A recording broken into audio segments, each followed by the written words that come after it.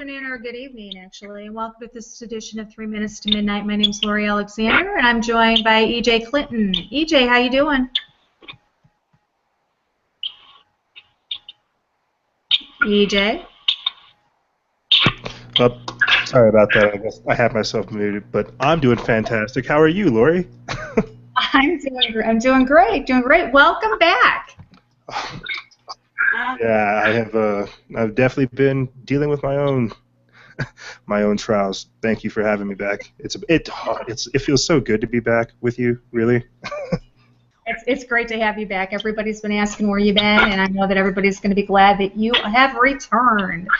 We have a special guest tonight. I met Chris and started talking to her about a week ago, and her story is just one of that needs to be told. Chris is a survivor of child abuse, sexual ritual abuse, SRA, MK Ultra, you name it. This woman has survived it. Please welcome to the show to tell her story, Chris. Chris, welcome. Thank you, Laurie. I want to thank you for coming on and reaching out to me and telling me your story. And I want you to know that you are so beautiful and you have touched my heart so much in these last few days. And I just want to thank you for sharing this with us. I know it's both therapeutic for you and you want people to know your story, don't you? Excuse me? I said you want people to know your story, don't you? Oh, yes, I do. People that don't, that I feel comfortable not being labeled, and with the dissociative identity disorder and post-traumatic stress, like 7 other disorders I've been diagnosed with. Right. That I don't count that. I know I've had like a person. I know I've had the multiple personalities, and one I created out of I guess out of torture, but she was a good person. She didn't. Her name was Nurse Elizabeth, and no matter these witches and warlocks were trying to, murder somebody, and I jumped in the water and saved her life. I could tell that story sometime too. Well, why don't you start from the beginning and let us know your story? Okay. I believe that I was targeted. My grandmother had told me stories. She's Cherokee. She was Cherokee Indian. She was telling me stories in the 1800s about, I guess I had somebody, a great-great-grandpa that could make rakes and brooms and stuff dance on the porch, and people would come from miles around. It was in a Pony Express newspaper and everything.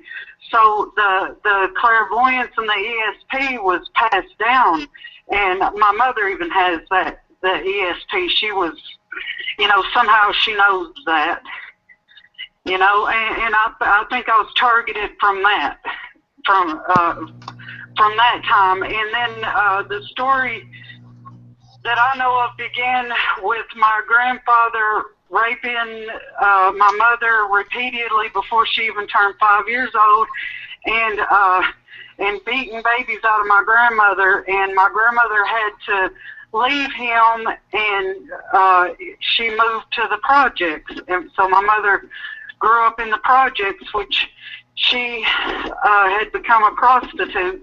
And I suppose that's how she met my dad, that I didn't really know. I'm sorry. Just take your time. You're fine. Just take your time, Chris, and go, tell us as much as you want us to know, what's comfortable for you, okay? You're safe here. You're safe, and it's just us talking, okay? Well, my mother, when I was about 16, she confessed a lot of things to me. Plus, I would question her. I forgave her for her part in it. I realized it was something evil. When I was really young, I was going through a lot of therapy, which didn't help because they knew about the tortures and all they were doing was documenting it. So my mother said she started beating me when I was in her stomach with her fist. She hated me, didn't want me, couldn't stand it. My grandmother I was born on Christmas Day. My brother, he had a twin. He was born on January 1st, 1974. I was born December 25th, 1974. My sister was born Halloween, 1976, October 31st. So where am I at here? Well, my mother had she brain damaged my brother before he was 6 months old. She would beat him in the head, and she told me that I was with my grandmother. My grandmother took me home from the hospital. I was with her, and she was very loving, very, very good to me. I love her to this day. I only knew her 10 years of my life, and I could never get over her. I love her. And my mother said she had to sneak around, smother me, put bleach in my bottle, and things like that. You know, so she beat my sister so bad in the stomach that my sister had a ruptured bowel at a week old and had to have surgeries up until she was 9 years old. I mean, my sister was horribly tortured, and she committed suicide. You know, in 2012, she and I got locked up trying to make it back to her. But we'll get back to when I was a baby. My mother, I got to be about, I think, 3 or 4. But my mother would come and get me now and then, and I guess she was prostituting, and she would let men do stuff to me for money. But I remember the final time she come and got me, I was maybe 6 years old, and I remember she come to my grandmother's, which I thought was my mother, and she said, "You're coming with me or you're going to juvenile." So I went along. I went along with her, and it was horror. I'm talking about horror. She said she would let like couples take me off, and then she said I would come back days later in a trance, walking down the road. She would find me and couldn't speak or nothing. So there ain't no telling what went on in these times, because some torments are so bad that you cannot remember them, you know, and that's what happens. It seems like, Chris, it seems like this was generational to some degree. Like your mother had passed this down, or your grandmother had passed this down to your mother. Is that accurate? Yes, but it was on my grandfather's side too. He was Indian too. My grandmother was only half. She was German and Indian. And my father's full Swedish, come over here from Sweden when he was about 18 years old, and was adopted over here. It was just some strange stuff. But what happened was we got abused a hell of a lot. Like I told you, she run like a female nudist colony around the house. They would be having orgies, and they would get me to participate. Like I had a chair beside the bed, and they would make me, you know, suck their breasts and things like that.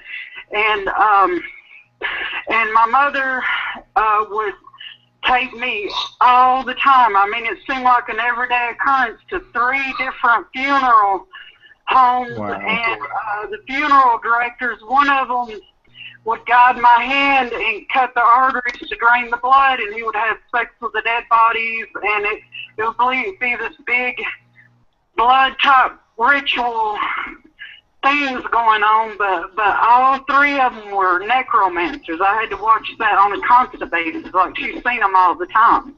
They paid her to come there and let this happen, you know. But they were serious necromancers, you know. And is this going on at your childhood, Chris? Sorry. What'd you say? Is this going on during your childhood? Like your mother's taking you to these funeral homes where these necromancers are, or at what time is this taking place, if you don't mind me asking? How old was I? I was almost 7 years old when all this was going on. But I remember it. If you don't get tortured so bad, you're brought to the... Huh? What's that? You're okay, hon. Keep going. Oh, okay. I have an echo with my voice. Hold on. Let me see. No, there's an echo. I think it's really brave what you're doing, Chris. Or at least talking to us about it. I really appreciate it. Oh, okay. I'm gonna put I can't hear. I'm sorry. That's okay. Show demons. It's on my end. It's a delayed echo. Are you there? Yeah, we're here. Okay, I think it stopped. Okay, cool. Oh, okay. Okay, I know I'm leaving out a lot of stuff, but I want to get to the latter days.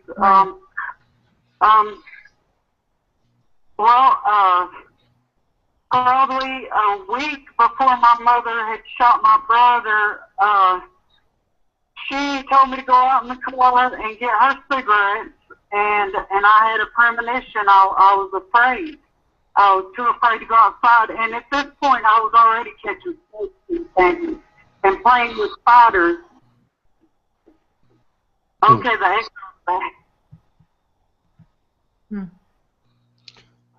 I don't know what it could be. I don't know what the echo could be. I don't either.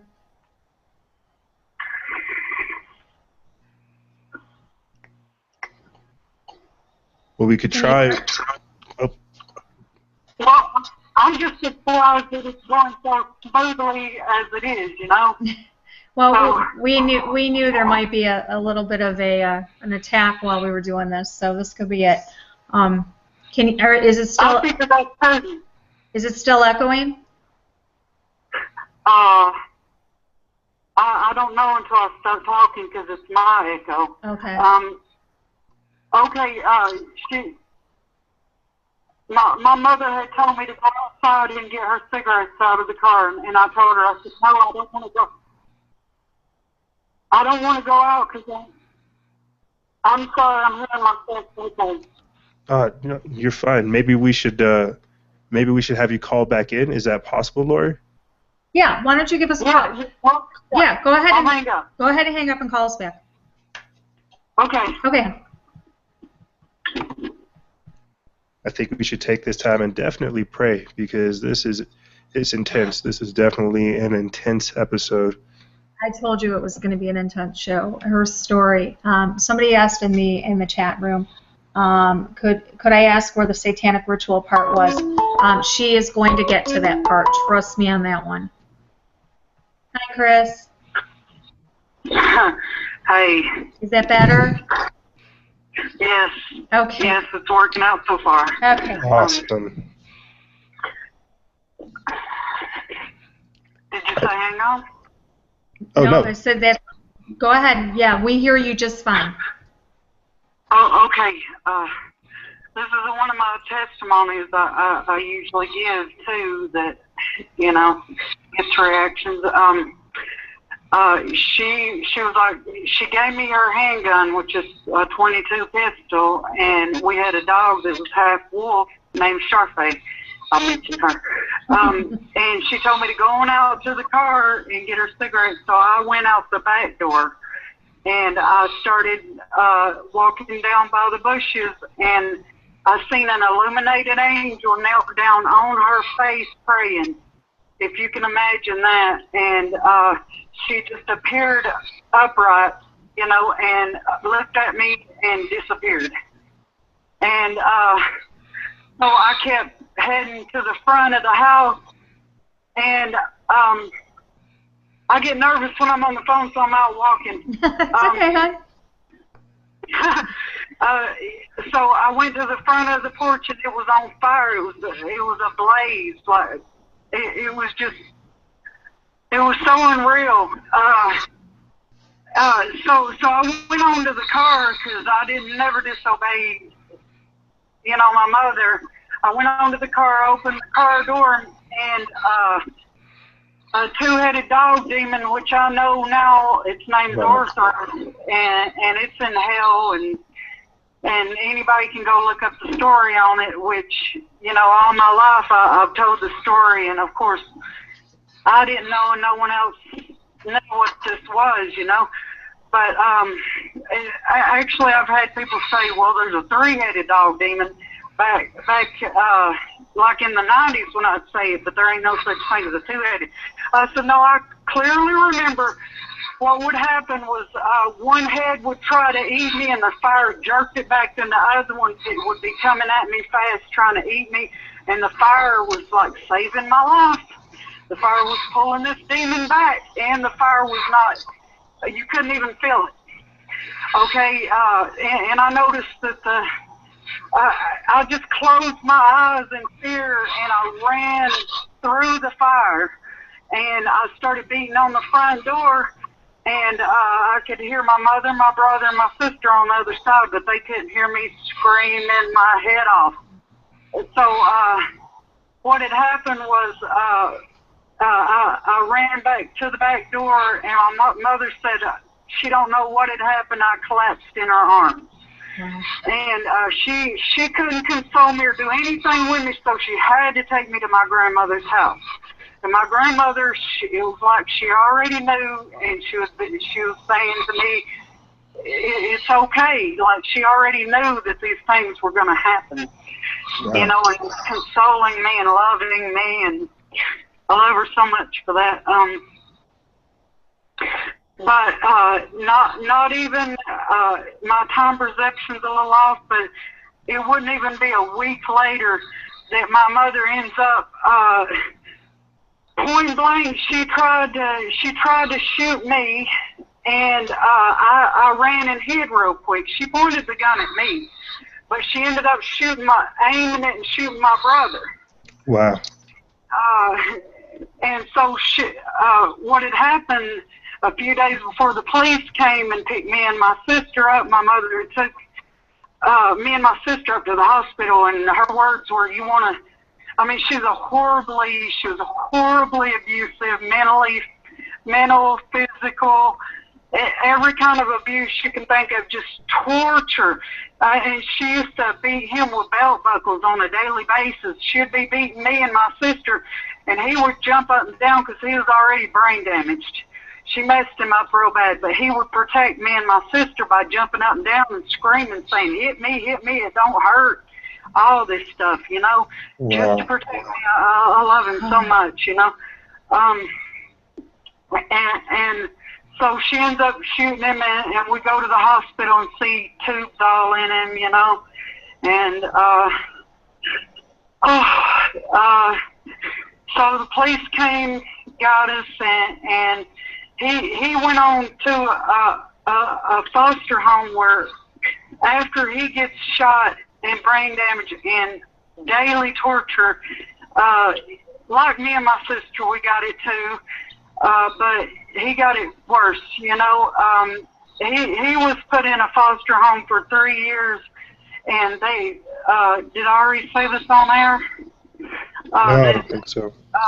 His name was Bill Newton. He kept only handicapped and brain damage or whatever boys, handicapped children. And he raped them all for the state of Tennessee for 17 years. And my counselor had told me that the state obviously knew about the abuse because they wouldn't let them keep girls. So she pretty much told me that. But my brother was kept in a closet for 3 years. The only way he could get out was to eat his own feces, drink urine. He got his teeth knocked down his throat, starved, beat every day, raped every single night. And he's in horrible shape right now from that, but he's a good guy. You know, he constantly, he yells and talks to himself. He's communicating with something, but he don't talk about it, you know. And I was in like 30 foster homes. My sister was terribly tortured in her foster homes too. And when you're in so many foster homes, it's because they keep messing up. Something horrible happens and they have to keep moving you, you know. And their claim to it was so we don't get attached, because they were planning on reuniting us with our mother eventually. They waited till my grandmother died and then gave us back almost immediately after that happened. And but my 30 foster homes were it was sexual abuse, it was physical abuse, it was mental abuse. And let me tell you, my birthday's Christmas Day. Us foster kids had to eat commodities while the real family would sit in another room. This happened a lot at a lot of them.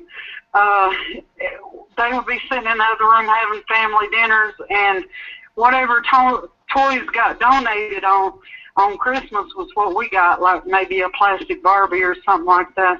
But with my mother, she dated a lot of men because she was a prostitute. I didn't like toys anyway, let's just put it that way, because we would get molested. My sister remembers me being held down because I started fighting, you know. I started fighting back and wanting to, you know, take revenge on the people that was doing it to me. So at a real young age, I started fighting back. Well, we get out of foster care because the guy gets arrested. His name's Bill Newton. He gets arrested for child rape, and he gets sent to prison, has a heart attack in prison, and dies. Well, I go to that house. No children are there. I went to that house to burn it down when I was about 14 years old. Because you know, it's a horrifying situation, and anybody when that would, I'm not going to explain myself. No, you don't have to. I told, Chris, I told you before earlier today, you never ever have to defend yourself when you talk to me, okay?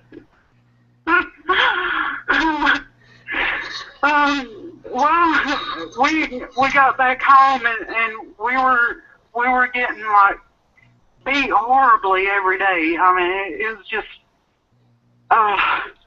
it's so much and so treacherous. It's really hard to explain. Like,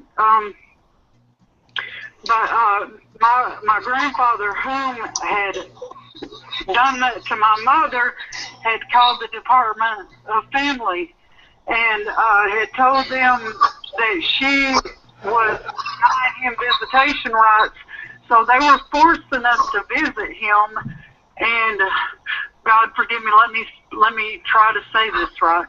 Okay, we go to visit him, and he starts touching me and my sister, and I got set off horribly. I'm leaving so much out, but I got set off horribly from this, and especially I was real protective over my baby sister, just real protective. I used to let men do nasty, you know. I didn't even mention the nasty man when I was with my mother, because I think he was a government agent. Almost every day he would drive up in a red truck, and like every day he pointed a gun at us and made us get in the car, and it was like a normal occurrence for my mother. And what made you think that he was the government person? You know, and guns being pulled out. I was starting to get used to that, and he would do stuff to us, and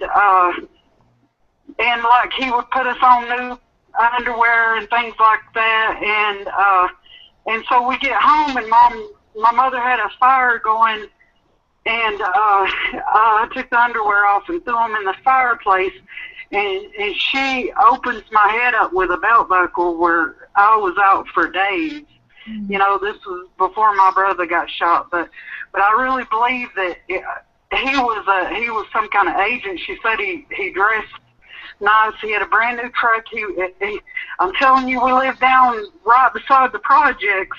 You know, so I believe that he was some kind of agent. You know, so that's where I think some of that got started with the CIA and things like that. Maybe had got started way back then.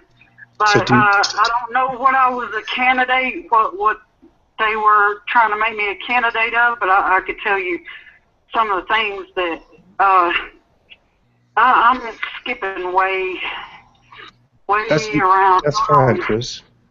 Can I ask you a question real quick? When you go through torture every single day, you know, and it don't end. I mean, I'm delivered from actual demon possession. That happened last year. Thank you, God. Thank you. Praise God for Jesus. that. Because And that was a year ago yesterday, right? Huh? And that was a year ago yesterday? A year ago yesterday, yes. Yes. Amen.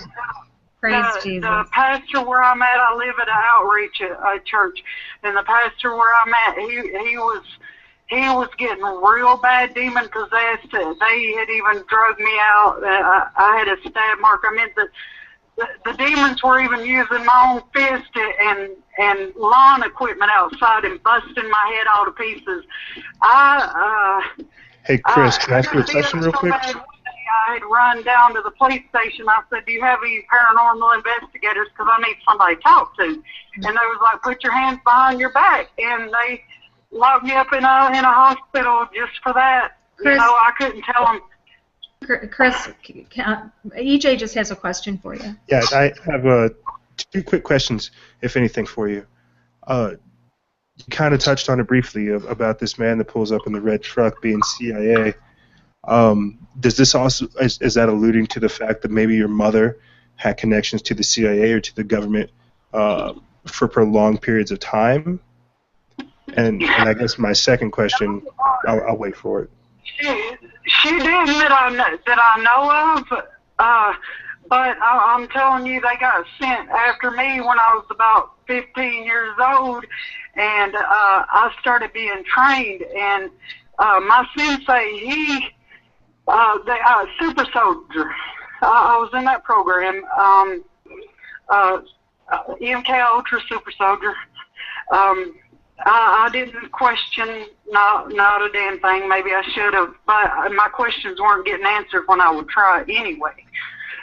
So, but they were very, very good to me. My sensei even had a torture chamber. I had a German programmer, and I'll tell you what he programmed. He had a degree in hypnotism, but he programmed the smart missiles on the German aircraft. His name is Robert Kaiser. He's probably missing and dead now, because a KGB agent looked for him, and my sensei, which is CIA. He was retired from the CIA. He used to train soldiers behind the Iron Curtain. He told me what he did. So he was put on my case. I didn't know if it was a random meeting when I first met him, but he knew about me when I first met him. He told the German programmer, he said that I was a chosen one, and I didn't know what that terminology was back then. And I even tried to question him about it not too long ago, and he says, well, if the conversation wasn't recorded, then I don't remember it. Okay, he don't answer my questions. And I didn't even know he was CIA really when I met him. He didn't disclose that to me. I found a plaque. He had a dojo and a torture chamber. So in his dojo, I found a plaque that had his name on it. I don't want to give his name. That's okay. You don't have to. It had his name on it, and it said CIA, so it must have been the plaque from him retiring or something. But he was sent on my case personally, I had that German programmer with me. Oh yeah, I was telling you his story. He, You're okay. You're fine. Oh, okay. The German programmer, he had told me he programmed the smart missiles for the German aircraft. He said that he sold the program to the United States, and the United States checked the program out, and they blew up 2 planes in the hangars. So he said some Germans, they had interrogated him. They took him to a place for a month. They said they starved him. Okay, hold on. I might have to call back again. Okay. Take your time. I can hear the echo again. Okay, go ahead and call us back. Okay. You know, I definitely, can I use this time, Lori? I just want to say a prayer real quick. I definitely said Absolutely. that in the chat room. And for everybody that's listening, you know, please forgive me if it doesn't sound like a good prayer. I just want to say thank you, God, really, for bringing everybody together. I want to say thank you, God, for giving us clarity, for bringing us together so that we can see the evil acts of these people, and that we have someone like Chris that's delivered from these sins, that's delivered from these evils. I just want to say thank you, God, for giving us life so that we're able to show you glory. Jesus.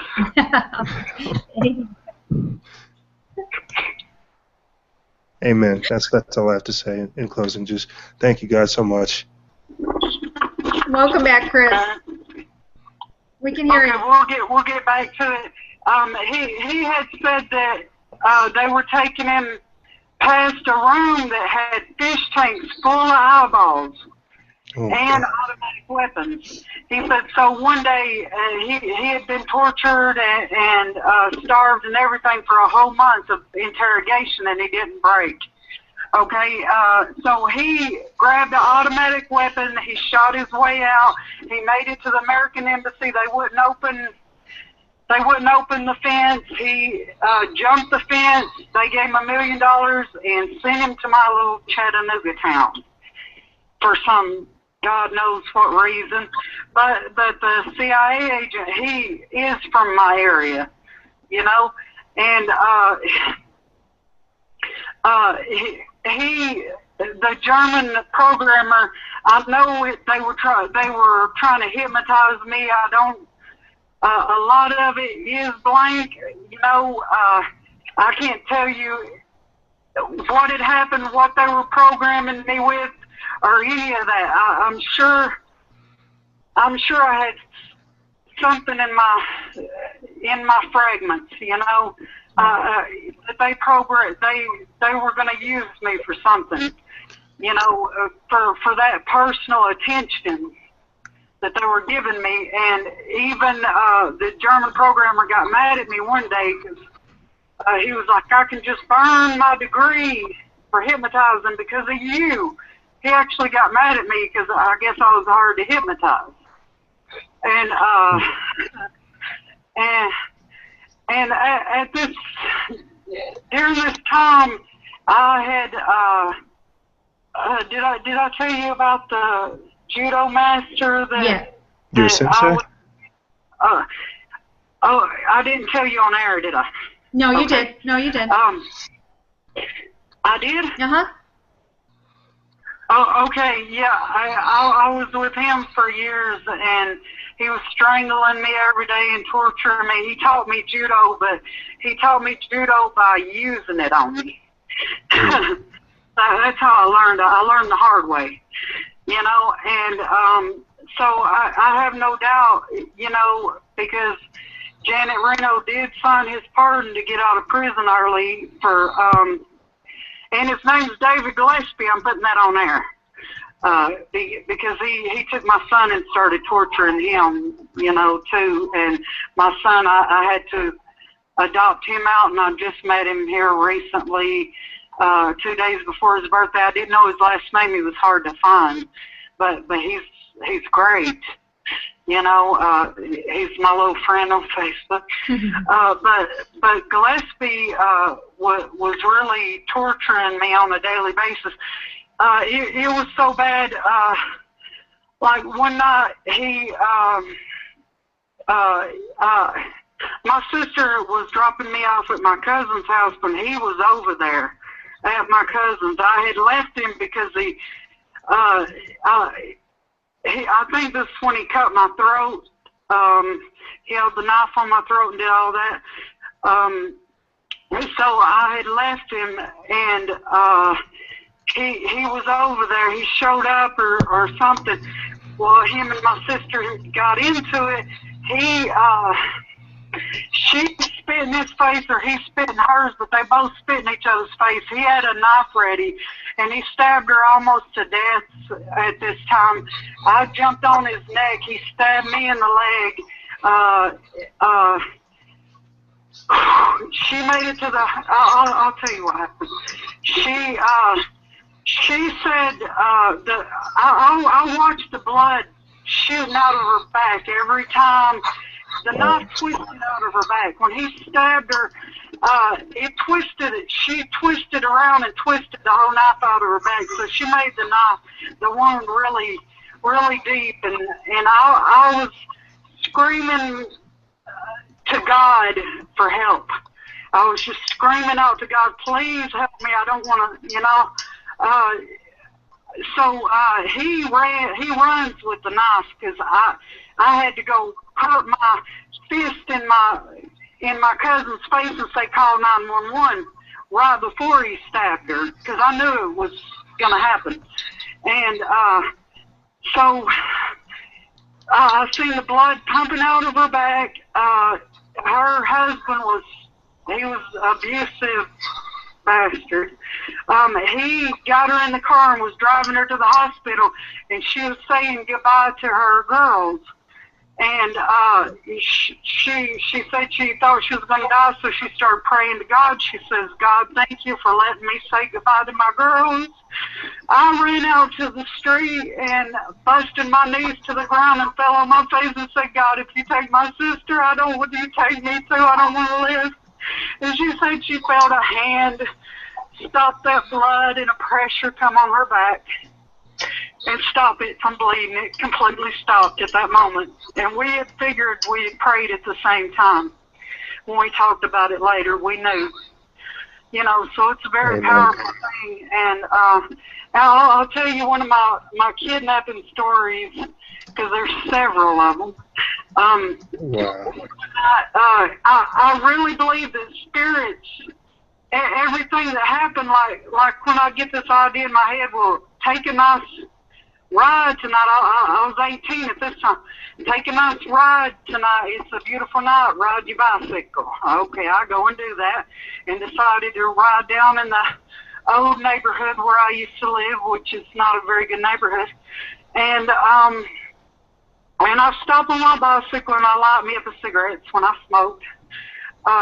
And 2 guys and 2 girls pulled up in a car, and they were, the passenger was asking me where some street was, Highway 58 is what he was saying. And I was lying to him like a cartoon. I was saying, well, you go this way and that way. I thought I was being funny. Okay, and so he gets out and acts like he's really looking hard where I'm pointing. And he grabs me, the driver has a gun and says, get in. At this point, I know better. I get in between them. They take me to a house. The windows are all boarded up from the inside, and they lock me in a room and get on the phone and start calling somebody and screaming at them to come get me. Where is this, Chris, if you don't mind me asking? Not what that was about, but so one of the girls that was there accidentally unlocked the door, and I busted out, and I started running, and they was jumping in their car, they were shooting at me, bullets were whipping past my head, and I felt one hit me in the back, but let me tell you, the whole time I was begging God, please, I don't want to die, I'll be good. That's what I was telling God. I'll be good, you know? And I was begging, screaming, please, God, help me. I love you. and I'm sorry, you know. I was really telling God this stuff, just screaming and yelling. Well, the bullet didn't enter my back, but it took my breath away and about knocked me to the ground.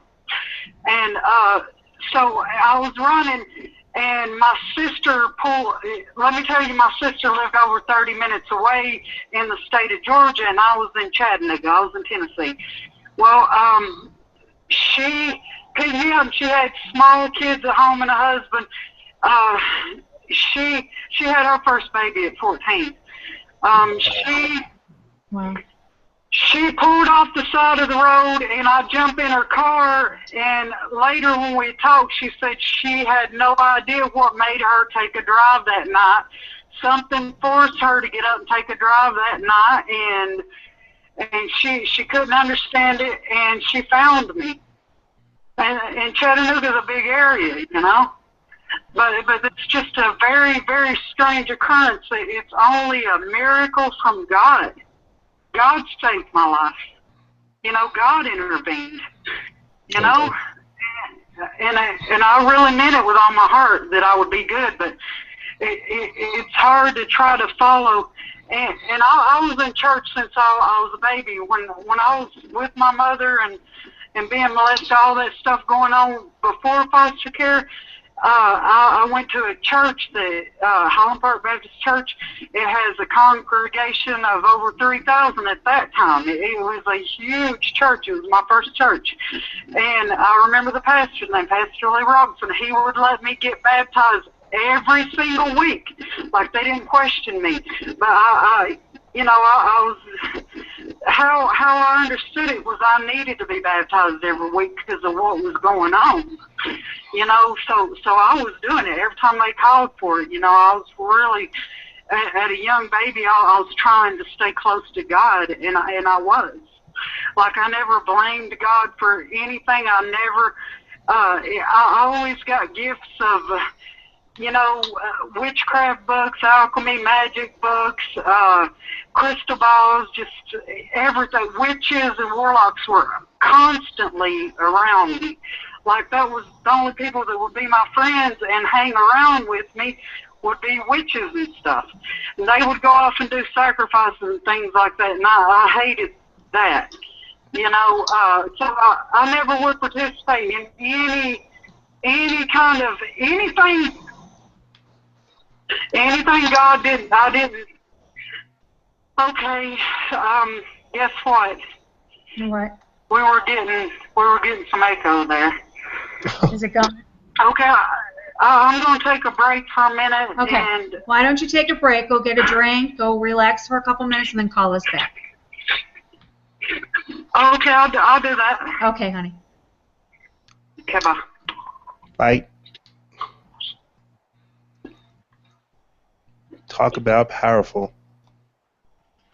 Yeah, this woman, you know, I've been talking, like I said, I've been talking to her for the last week. There's somebody in the chat room that's questioning, have I seen the documents of this? Have I researched this? What documents could we provide in a situation like this? I've spoken to this woman's mother. I've spoken to the pastor briefly. She gave me the number. You know, I don't know what you guys want from me besides, you know, you want it documented. You know, this stuff isn't documented. You know, this is her story. This is her life. This is her torment. Okay. It's testimony. It is her testimony, exactly. And, you know, this is something I wanted to bring to everybody because it's so different to read an article about this or to watch a video about this, but it's another thing to hear a woman's voice telling you what she's gone through. This is real, people. This is real stuff.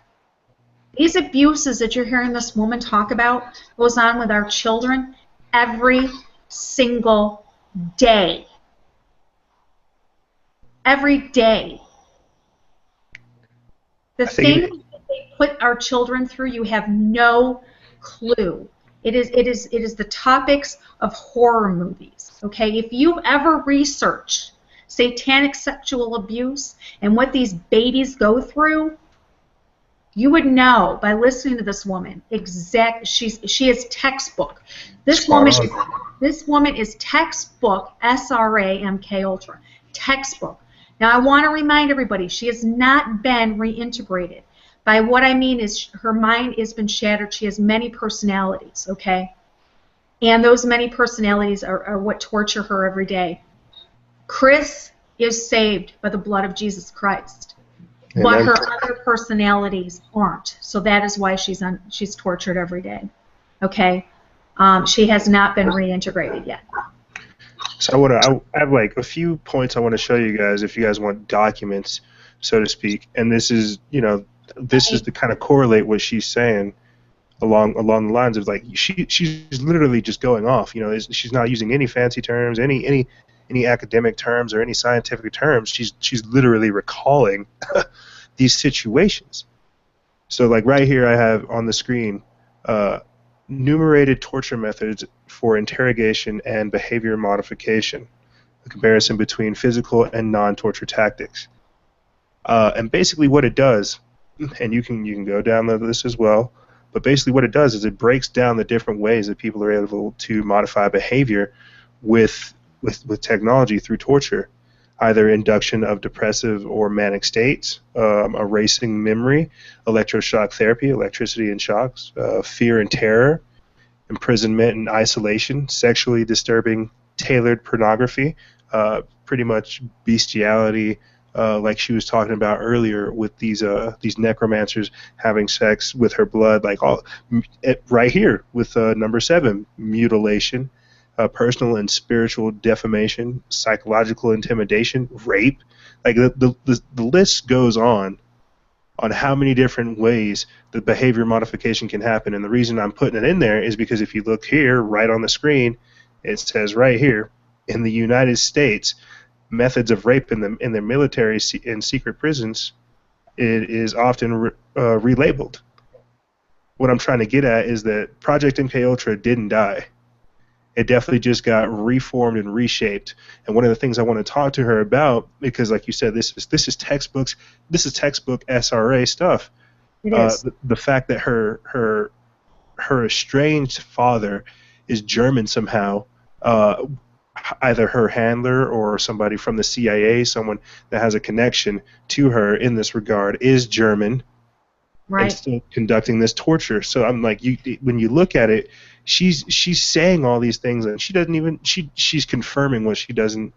She's what she doesn't. She's confirming the dots that she hasn't even connected yet.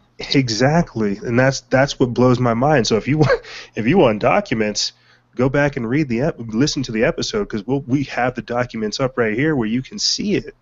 That's why I want to get like her thoughts on her CIA connection. This man that pulls up in the red truck, her mother's sexual proclivity, her career choice. Because I mean, even with Obama's mom and Bill Clinton's mom, we hear how these prostitutes are involved in some kind of sex scandal with the CIA. You see. Exactly. Now you're exactly right, and I think that she's not even realizing it right now, which is actually like you said, she's confirming stuff that she hasn't even put the dots together yet. I know, and it's crazy.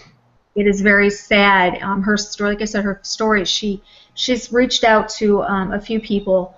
And I wasn't expecting her to reach out to me. I was working on this whole child abuse, protecting our children series, and I posted up something wanted to talk to somebody about SRA, and I was thinking I was going to get somebody in the judicial system, and she messaged me and she said that she's a survivor of it. She's a victim, and. I didn't just go in, half-assed. I mean, I went in very skeptical because, there's a lot of, people that claim something that they're not, and I started talking with her on the phone, and she was, I was surprised. It is so textbook classic SRA, yeah, it's generational. And I want to remind people, we talked about this when we talked about this on who was it? Fritz. When we talked with Fritz, we talked about what is known as love bombing. Her grandmother, that's exactly what her grandmother did. Her grandmother took her home from the hospital when she was born, and essentially love bombed her for the first few years of her life, giving her kisses and hugs and love, and letting her progress normally as a child, letting her potty normally as a child, letting her grow and mature as a child with love. And then that when they reach a certain age, that's when the abuse starts, and that's when they're not allowed to progress any further like a child. They're essentially animals. You're literally cutting off their social growth. Right. Their worth. And that's another thing is she sent me a picture of herself, and she's beautiful. And I told her she was beautiful, and she cried because she said that it's been a long time since anybody told her how beautiful she was. And I've talked to her every day, and she's just beautiful inside and outside. She truly is. She's just a beautiful, beautiful soul. And she's told me that the only thing that gets her through surviving every day is the love that she has for Jesus Christ, because otherwise she would probably end up like her sister. Or her brother. Right, or her brother. I feel like her whole story is just it really is like a testament to just to who we're really going against, to these people that are doing these things.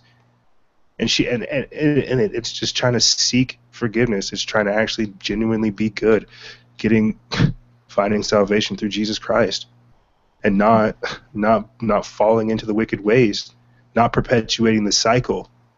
It seems like she doesn't know that these things shouldn't be happening to a degree. Like it seems like this was thrusted on her since birth, and because she hasn't been shown Jesus up until last year, you see, she hasn't known an alternative, and that's sad.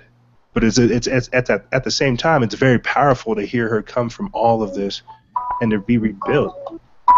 Exactly. Okay, let's bring her back on. Hi, Chris. Hi. How are you, Chris? Okay, welcome back. We just have a couple of questions from some people in the chat room. Now, we established that it was generational, but were you subjected to anything having to do with the satanic part of it, or the high priest part of any of the abuse? Yes. Okay. Hold on. Let me make sure I'm not echoing again. Okay. My mother dated a grand wizard of the KKK. Wow. And they would, they did rituals. She said they would kidnap like black people. God bless their souls, whoever they done this to. And she didn't want to be a part of it. Like they would find somebody hitchhiking or something like that. She said one guy was hitchhiking. He had a suitcase. She went through his stuff, and he had family. He was a father, everything. She said she would tell me the torture things that they had done to him before they killed him, and up on the mountain where I'm from, they used to kidnap black people and take them up on the mountain and drag them behind trucks and just do all kinds of horrible stuff. But as far as some of the satanic rituals, I don't think they sit around with a pentagram saying tetragrammaton or whatever, that them idiots do, and with demons right there laughing, not even showing up doing a thing for them, just sitting there laughing their ass off. The demons don't you know, demons, they give very little to the ones who do that, you know, Right. very little. So with the satanic rituals, I pretty much, I think that I don't know what happened to my brother's twin, but he was more than likely sacrificed. You know, I'd love to try to track him down someday, try to find out what happened to him. I know he got took from the hospital, you know, so I'm pretty sure that maybe he was sacrificed or something like that. But I know my whole life was a setup. And looking back on it, I was really overtaken with spirits all the time. They led me into horrible situations. Then whoever the perpetrators I would be around, like I'd almost get killed once a week. I've had so many guns held on me that I could never even count it, you know. Here recently in Miami, a guy had befriended me out of nowhere where I'd sit and sing karaoke. He had come out there and he said he was gay. He just wanted to be my friend. He'd buy, you know, wanting to buy me stuff, and he was like, "You're the most interesting person." He didn't even know me, and we would go over his brother's apartment, and I sit over there with him one night, and his brother was fully gay too. His brother was saying I was bringing demons in there, but no, their gayness brought the demons in. So, there's some crazy stuff going on. They were doing Molly, you know, things were crawling on the walls.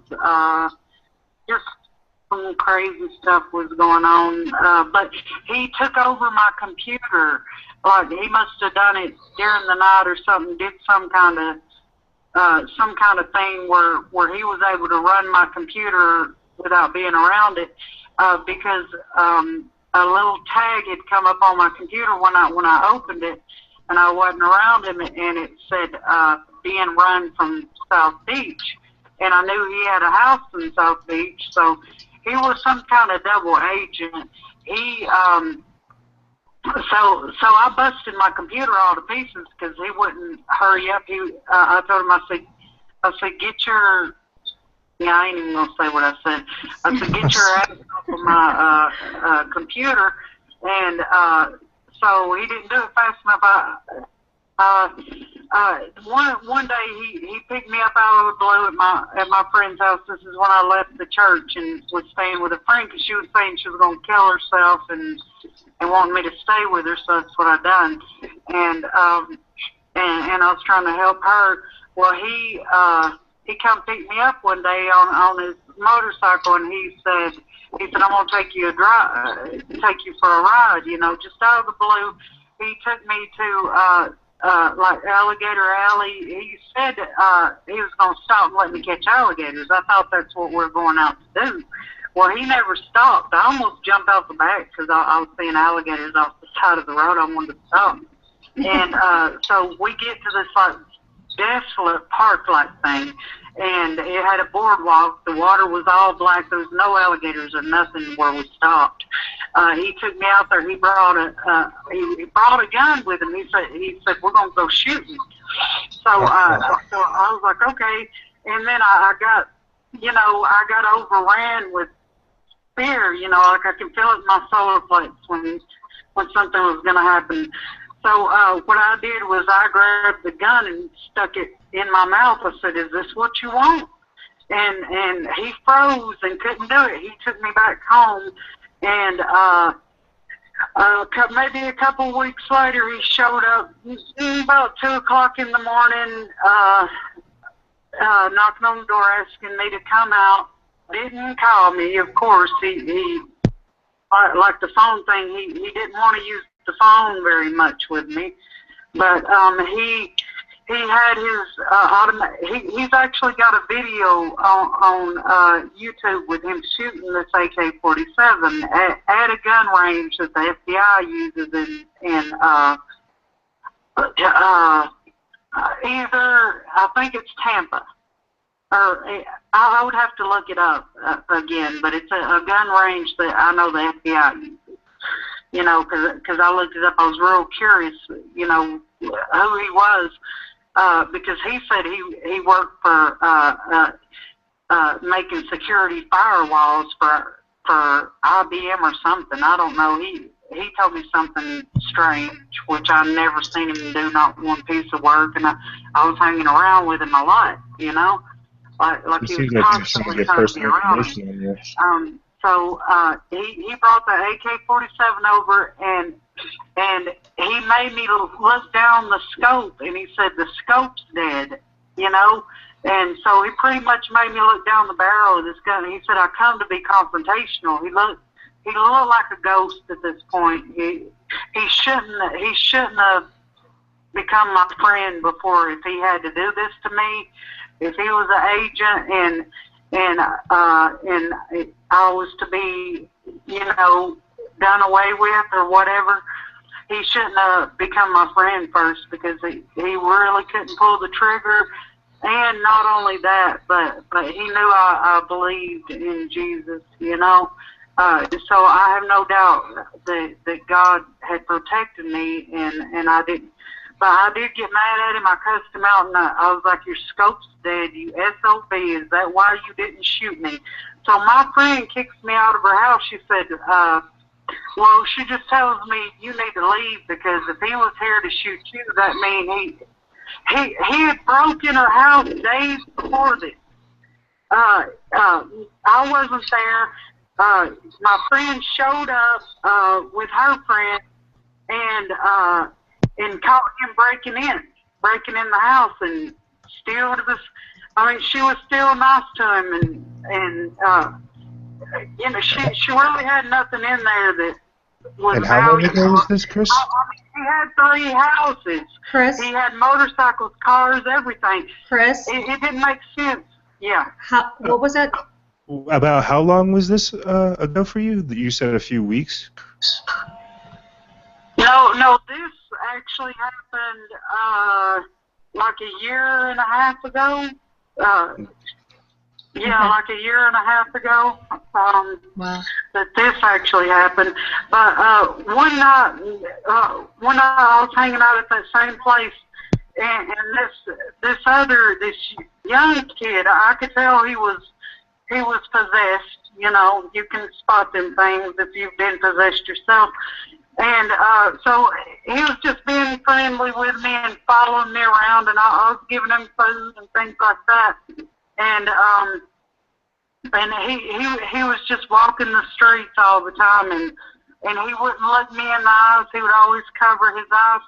And this is when I had brought my cousin down from Chattanooga to be with me down here, and you know, my cousin was staying in hotels with her daughter and all that kind of thing. So he would hang around all the time and watch her daughter. So one night she was like, do you know where to get some pills at? And I was like, no, I do not know where to get no pills. And he says, I do. So I follow him. Down the road. We go into like this. He was texting somebody the whole time. But we go into like this alleyway. I had the money out, and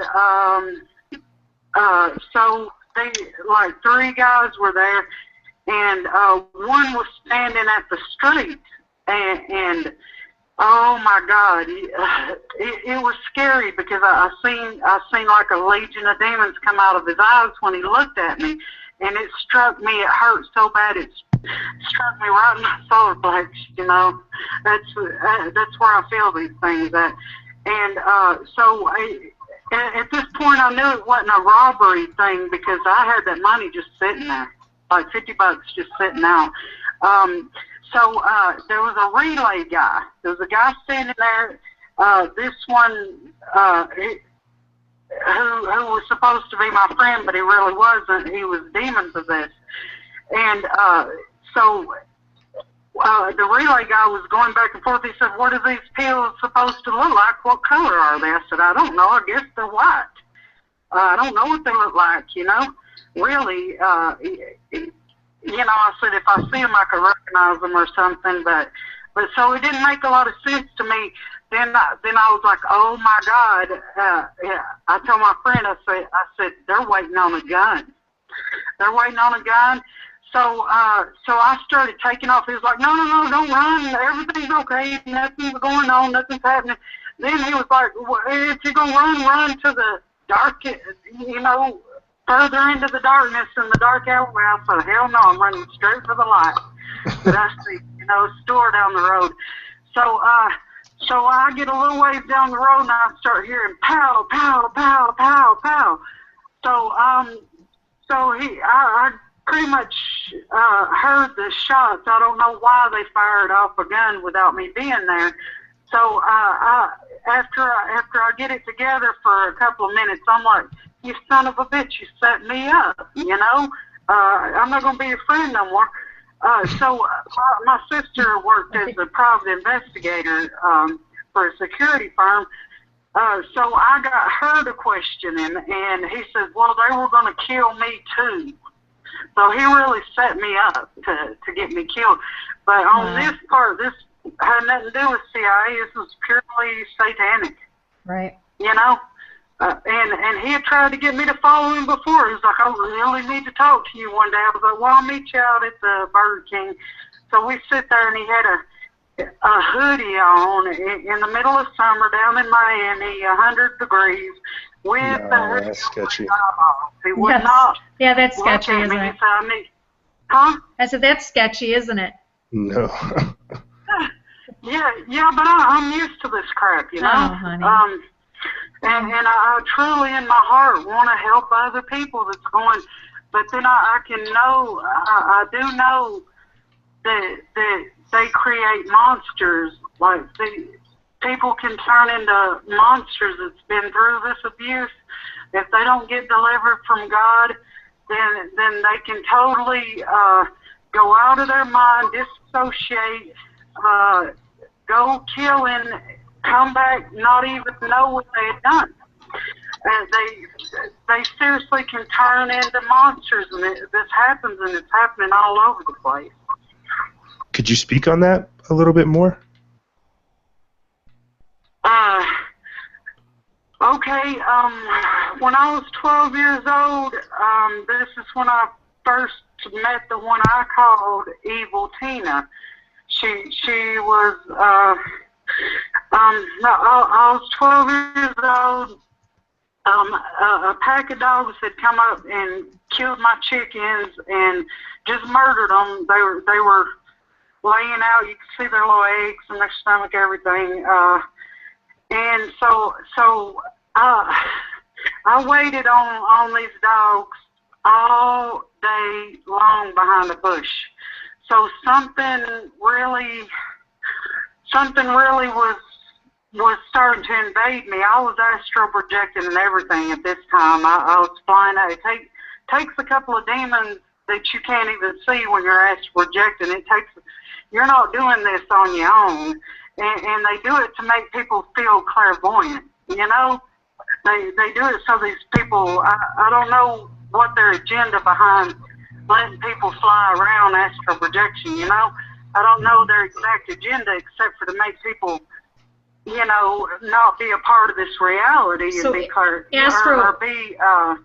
Astral projecting is kind of like, you know, leaving, being like you lay down in the bed and you go into a trance and your body leaves your spirit leaves your body and you're able to astral project to other places. Remote viewing is a good form of astral projection. The government uses remote viewing. That's how they do it. So yeah, this is actually how this whole, you know, and like I said, when you were taking your break, Chris, we were talking to the people in the chat room, and you know, this is just textbook SRA, completely textbook.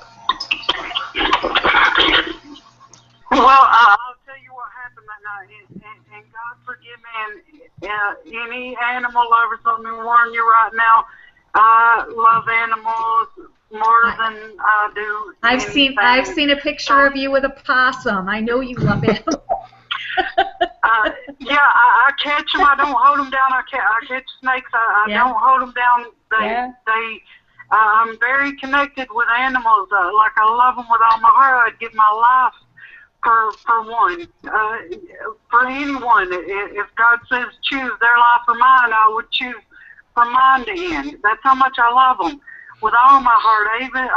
I turned down stuff from the National Geographic. My sister was trying to get me to do shows and would follow me around with a video camera. I used to have hundreds of it. Anyway, we're getting way off subject, but I just want the people to know how much I love animals. Right. Well, this night, I got my mom in her wheelchair following behind me. This night, here comes the pack of dogs up my hill, and I catch the first one and drag it in the barn where we lived, and I annihilated that dog. I mean, I ripped it apart, and there was spikes hanging on the wall, and I would slam it over and over to that. I gutted it. I started eating parts of it. I just went crazy. That was the first time that I know of that I had met this demon that had got it, and I hated her so bad. It hurts to think about what I had to go through with it. But my mother had come in the barn maybe an hour. I don't know. I didn't have but she said I was in there a long time, and she actually pulled me off of it and said, "It's been dead. Stop, stop." She said blood was everywhere. I remember some of it, but I don't remember all of it, you know? Like I remember flashes of it. But she said she went out to find the dog body, and it was gone. It was something came and got it out of the barn. And we didn't you know, that part didn't make sense. Really, you know. Right. So, and she, right down the road, not even a half a mile away, there was thousands of dogs, and of course, me and my sister called it the dead dogs. You know, she would take us there all the time, and there was skeletonized dogs hung up by the neck, and some, you know, all different stages of decomposition everywhere, you know, and that was strange in itself that was going on, you know. So could it have been a spirit that was walking around in the area or doing work in the area? Houses every single day. I had to watch the animals get slaughtered every day. She would take. She knew where they dumped off on the road from the slaughterhouses. They would dump pig bodies when. I don't know, I guess they'd mess up on them when they were slaughtering them. And so there was a lot of pig bodies piled up, and some of them had maggots, you know, well, all of them had maggots. But you know, she would poke sticks in it, and maggots would just pour out of the dead pigs. And we just constantly was in a state of, I think that's to get people to accept and worship death, you know? Like eventually people grow used to it. I never did. They were, you know. You were getting desensitized to death. Yeah. But it was constantly around. She would put daggers in my animals. She'd kill my animals. She brought me animals all the time that she would halfway kill, or they'd be halfway dead, and throw them at me, tell me to try to save them, and that always tore me apart, you know. Even if I was at my best friend's house, she'd even bring them there, and she would do stuff like one day she told me that when I was walking, she said I was going to see a black cat get killed. you know, she would tell me things before it would happen a little bit, you know, certain things. And I'm going to tell you, I do that too, but I have real bad, like, deja vu problems, like it's a memory, like it's already happened, or it's the strangest thing, but this happens every single day with me, you know? No. So would you say, Chris? Chris? Well, before, Chris? I hadn't even got into the nightmares. Right. I've been tortured my whole life in my nightmares. I mean, demons chase me, apocalyptic dreams of the earth just bubbling. I'd have big, scary monsters all the time chasing me down, killing me. I'd have people chasing me down in big cities that I don't even, sometimes I'd know where it was at. Like one night I knew I was in Detroit, and I was running all over the place, but I could never hide. In my dreams, no matter how hard I would try to hide, it would take like a couple of hundred stabs to kill me in my dreams, and it takes like 20 bullets. You know, sometimes it'd be automatic weapons, sometimes it, you know, different firearms, and I'd get murdered every night in my dreams. I'd wake up tired, and I used to, like visuals in the daytime, like I'd just look at a random, like gas pumps or something, I would just see them explode in front of my face. I would look at church steeples, and I'd actually watch myself fall on the church steeples and be impaled through the guts on it. Like that happened all the time, and it was so bad. Like the psychologists would say that I didn't know my dreams from my reality, and I told them that, well, someday, from the time I was 10, I wanted to go save the rainforest, you know, from especially the native Indians that were getting, you know, killed off to take the land, and the animals in the forest itself. So they would say I had delusions of grandeur. I really did, you know, I really did have different like personalities, but most of the personalities was demons. You know? So would you say you're able to notice whenever these demons take over? Chris? The counselors Chris, EJ has a question. Yeah, okay.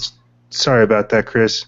I just have so many questions. Would you say it's an actual personality that you're able to notice take hold? Is there anything that triggered this particular spirit?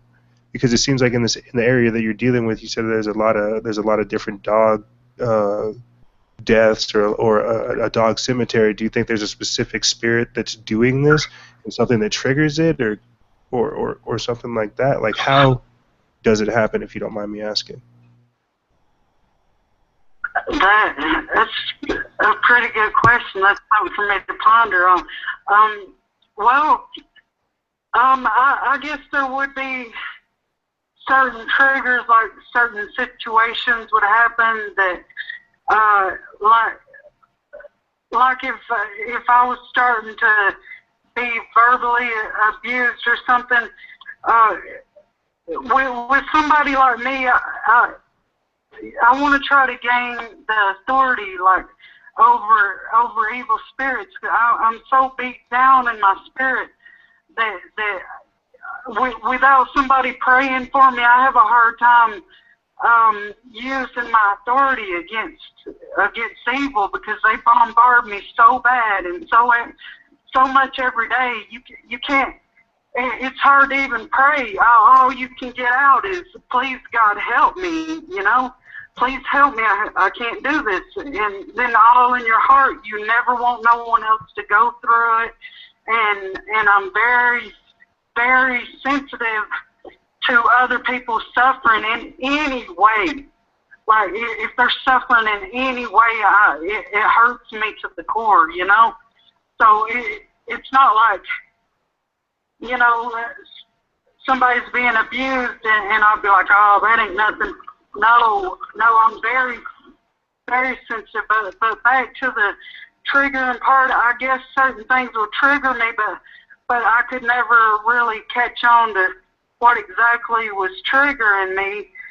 with the spirits, because like one of them, I guess I created was a small child. Like I would regress back to childhood, and my everything would be like me being a little baby, a little kid, you know, and certain things that would happen, I guess, would trigger that. I had a man spirit. Most of them weren't like wanting me to go out and kill or anything. They were wanting to like inhabit my body and not have a big conflict, you know. I had a big conflict with Evil Tina, horrible conflict. I would fight her off. This went on a constant basis. I would fight her off for 6 whole months. You know, it took me years to even realize that was even going on. I would fight her off, and eventually I would get possessed by her, and I ain't even gonna. I used to stalk the night. So I mean, Riders on the Storm. I don't know what to say. You know. So it's basically that they weren't doing this. You weren't being abused or tortured for any real purpose other than to just use you for their own enjoyment. And I hate to say that, but you were. It's not like you were being targeted or trained for a purpose. It was that you were their purpose, right? You're being manipulated. Yeah, but I was always on the run, being moved around, never stayed anywhere or around to, you know, I had friends and my best friends' mamas and stuff like that, and something would always happen to them, like, you know, death or something would always happen, but I was always constantly running, thinking, well, I'll go here to, you know, trying to get away from it. But there's no getting away from it. Like, if a person don't even have a criminal record, never hurt nobody in their whole life, all of a sudden anybody I was around would start tormenting me, emotional, verbal abuse, and even I've noticed here recently with the pastor, I will repeat something back to him he just said, very abusive, very hurtful, and I will repeat it back to him, and he would call me a damn liar. The people don't even know they're doing this stuff. Like, they're overtaking something gets in them too, and if they've got open doors in any way, any kind of sin, that they're able to be, you know, overtaken or yeah. I want to make sure that people understand that are watching and listening. By open doors, you mean demons need legal. They need legal permission. Yeah, they need legal permission. Think of the movies where the vampire comes to the door and he can't come through the door without your permission, without you inviting him in. That is how demons work. In order for them to come into you, you have to give them legal rights. And they like to flood in. Right, and that doorway can be any sin. Any sin is a legal permission for them to come into you. Well, can I tell you, usually it starts with a thought, and if that person gives in to that thought, even if they think it's an original thought, when you're having a bunch of random thoughts come in your head, it's not from you, you know? It's from something else, and they'll try different things. Like, if the spirit's unfamiliar with you, the evil spirit's unfamiliar, they'll keep trying something until you give in, till you start saying this paranoid thought is my own. Right. Like, I until you recognize it, until you're saying something that's not really going on, right. but you agree with it, and then you let the spirit ride on in just by giving in to the thoughts. Right. Right. And they can totally operate, and you won't. You can basically not even know that, you know, you're overtaken.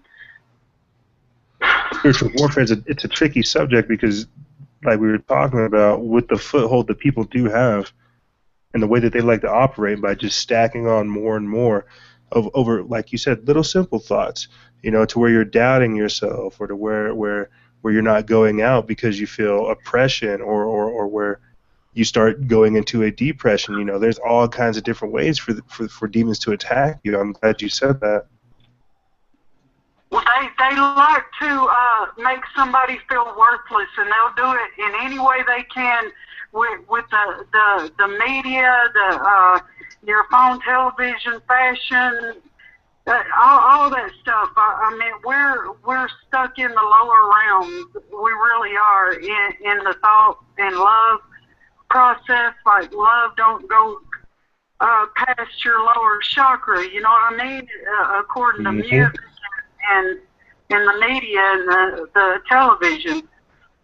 And so these people, they'll feel bad about themselves, and they start getting depressed because they're giving in to these worthless feelings.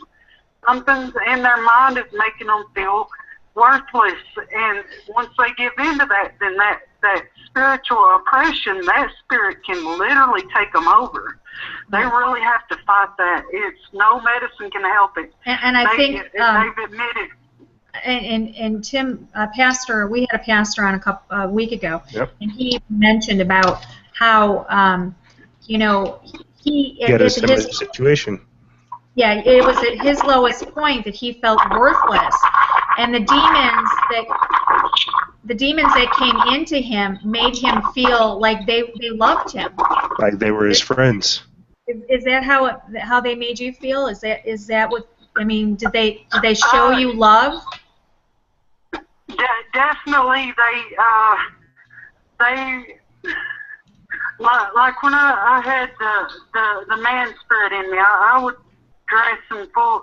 Well, actually, I wore disguises and costumes and everything every single day. I started wearing wigs and everything because I wasn't able to trust myself going out around people. I didn't never know what was going to happen because of these spirits. But some of them, yeah, I'm your only friend.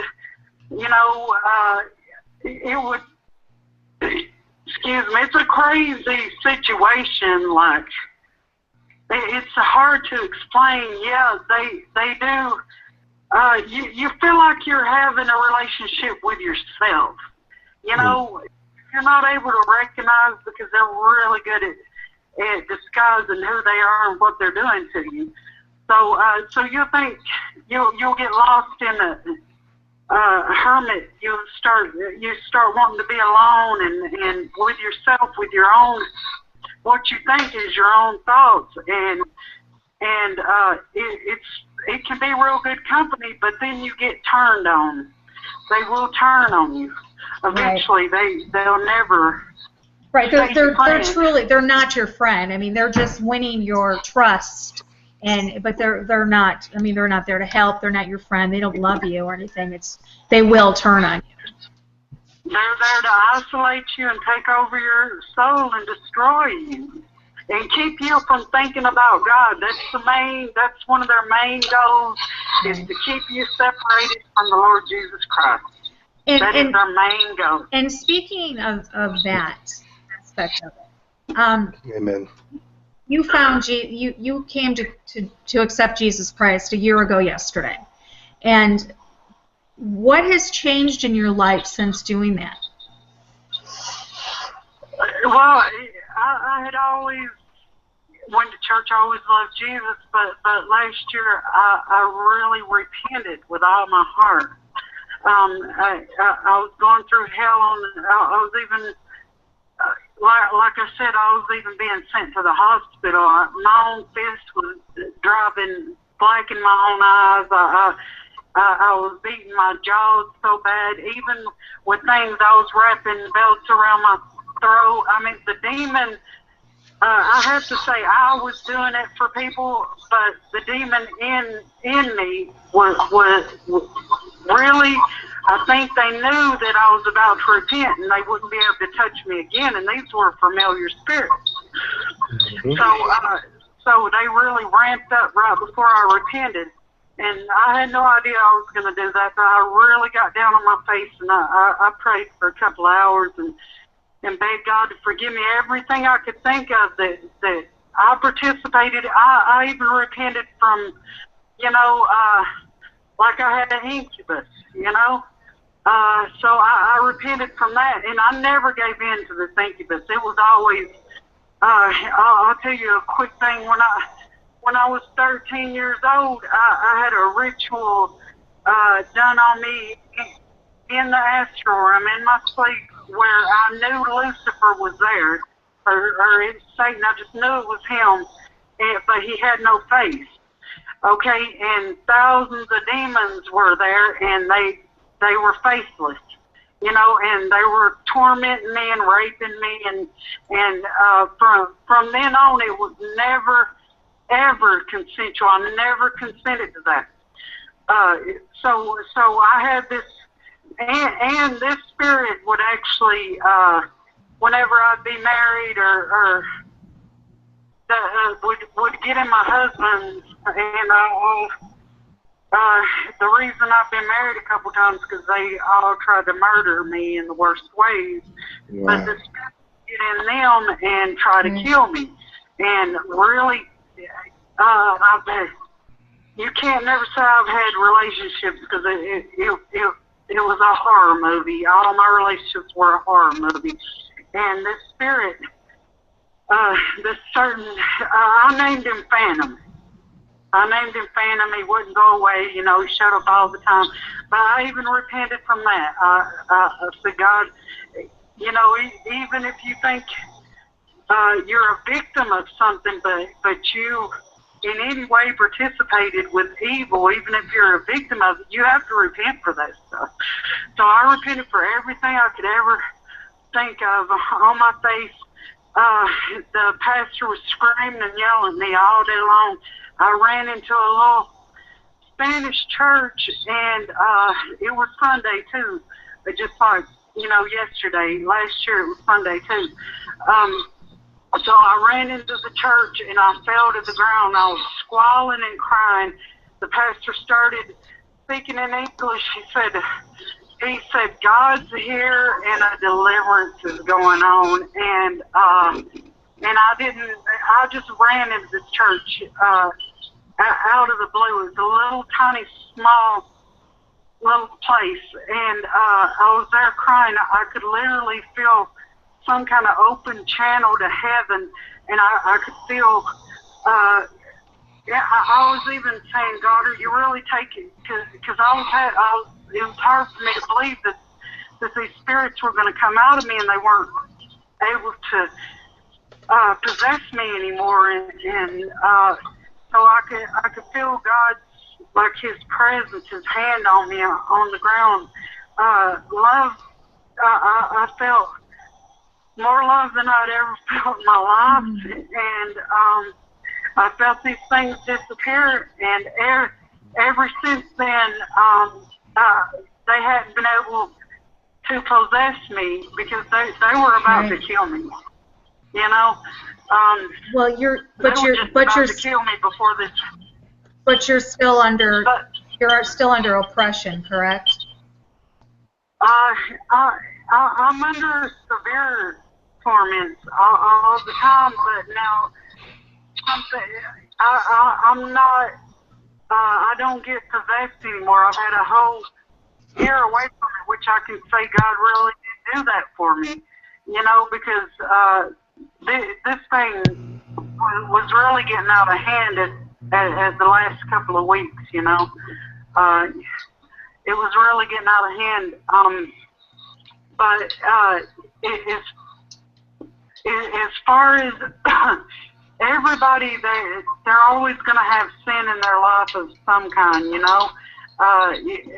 especially if you've been through satanic ritual abuse. Don't expect to just be free from that. Even Paul carried a thorn in his side to keep him humble till the day he died. Things like that happen. But I'm still alive, and God's grace is on me. I there's a lot of things I don't have to worry about. I don't worry about. I leave it all in God's hands. I don't plan my days. I can't. I can't plan my days because usually something's always turmoil, arguing, fighting. Something's always going on. My brothers, not my biological brother, but my brothers in Christ, they are overtaken by spirits all the time, and they like to deny it. So I have a hard time with it. When I see it and I tell them about it, I'm so shunned. And even when I'm trying to listen to Steve Quayle or you or something about that pertains to my life, intel or any of that, I get yelled at, screamed at, called all kinds of names, so I can't never do that kind of research. I sit there and read my books, but as far as researching the stuff I really want to research, anything to do with me, if I mention any of my stories to them, it angers them. Like they get angry about it. You know, I had a hard time being able to come on the show tonight. I know you did. You know, because yeah, I mean, we tried putting the show together a couple of days, and you know, it just seemed like, you know, something came up, and you know, my computer went on the fritz, and you know, I know this was very hard for you, and I thank you for sharing with us such intimate details of your life.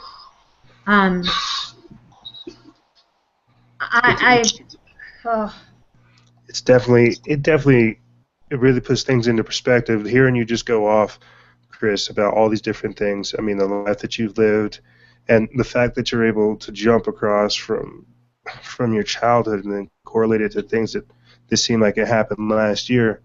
You know, that just shows the journey that you've been through. But the fact that the fact that you've been able to find salvation through Jesus Christ is amazing. And the fact that, you know, outside of everything that you said, because one of the things that you said that stuck out to me was the fact that sometimes you're under so much oppression that the only thing you really can get out is help me, God. And I feel like for you to get to that point, you know, that really says a lot. That speaks volumes. Oh yes, we're Jesus definitely coming back real soon.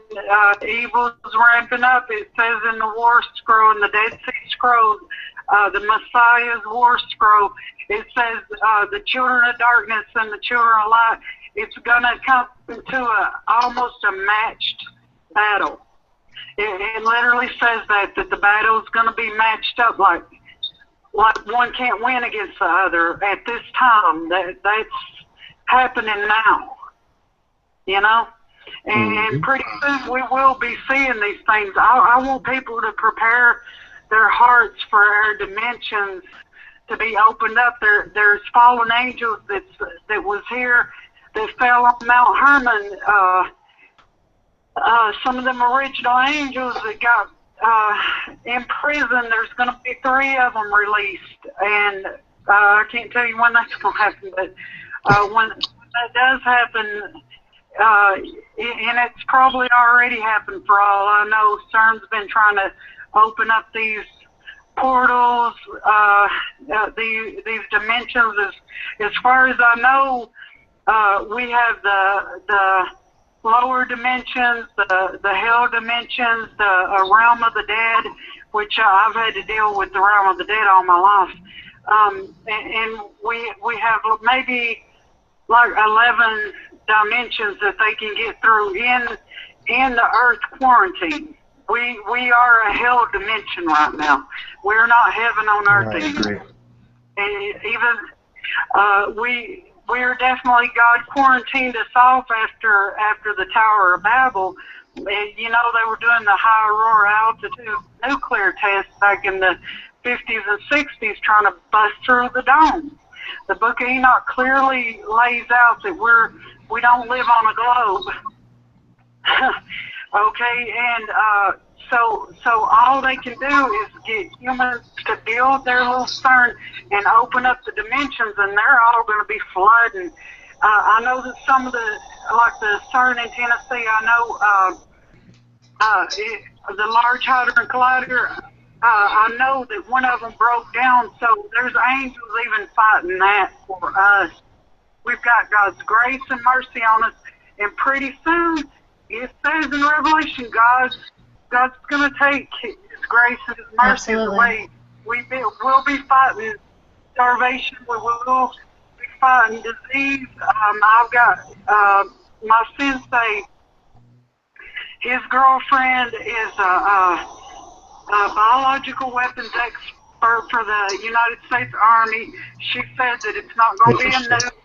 It's going to be a biological attack on America. That's how they're going to get rid of the majority of people. They're going to take away the food trucks. They've got a trillion different plans that they're going to do to us. And for one, we've had the blood moons. God's speaking to us all over the place. The waters all over the world turn into blood. The mass animal dies off. Not to mention the honeybees. 80% of them are gone. Guess what? We have no food when the honeybees are gone. There's nothing there to pollinate our food. It's true. It's God's wrath. He's going to pour out His wrath full strength on us. Right. And if we don't do something, if we don't all band together and start praying against us and turning away from darkness, we are so doomed. And it's going on right now. You know, I know it in my heart and my soul, and God does let the people know that love Him what's going on. You know, you can always pray. If there's something you don't understand, you can ask God for it. Don't try to figure it out on your own. Ask God for it. He'll give it to you. He loves you. Amen. Will be gone. You know, you can. Amen.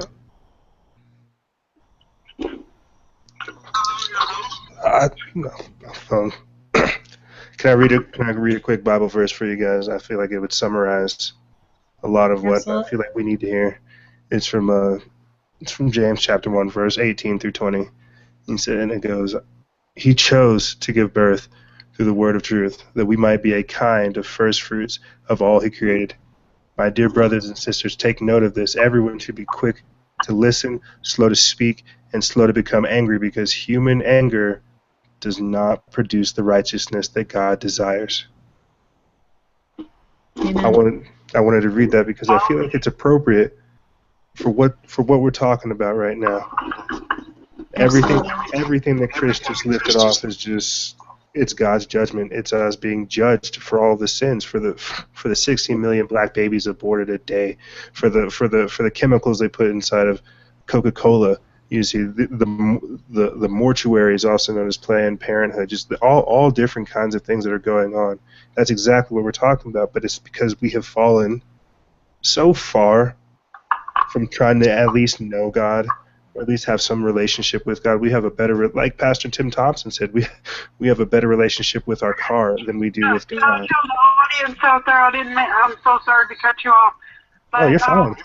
If there's anyone out there, if you've ever walked over a homeless person and you don't know you wasn't walking over an angel testing you, if you've walked away from or ignored, it's ignorance. If you've ignored any kind of child abuse, if you know any of them things have happened and you didn't do anything about it, you're going to have eternity to think about them things. You will be tormented with them images, and this is going to happen. So, you know, I pray that everyone repents for anything like that they've ever been cruel to anybody or say cruel things to people, or any kind of abuse on you. You will pay for it.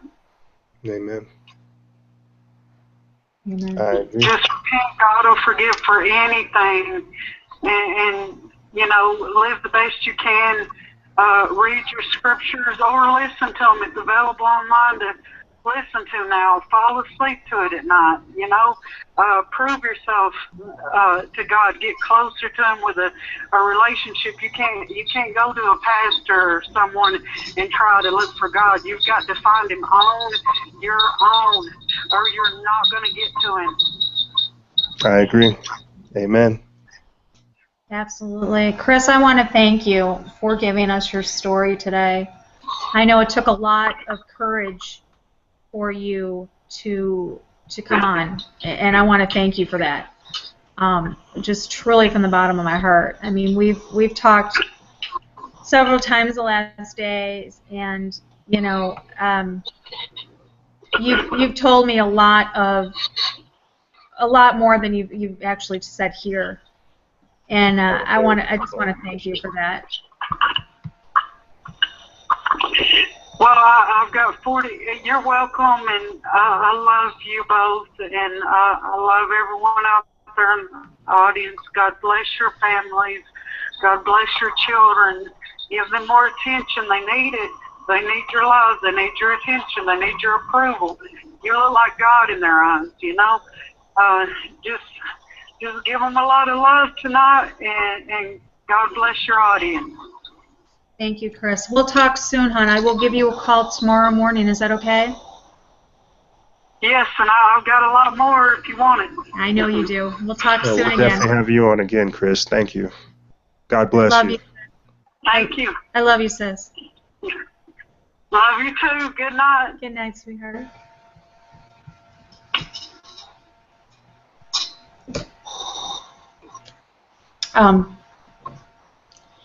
If there's anybody out there who is a victim of domestic violence, or child abuse, or SRA, or any abuse, please seek help. You are not alone.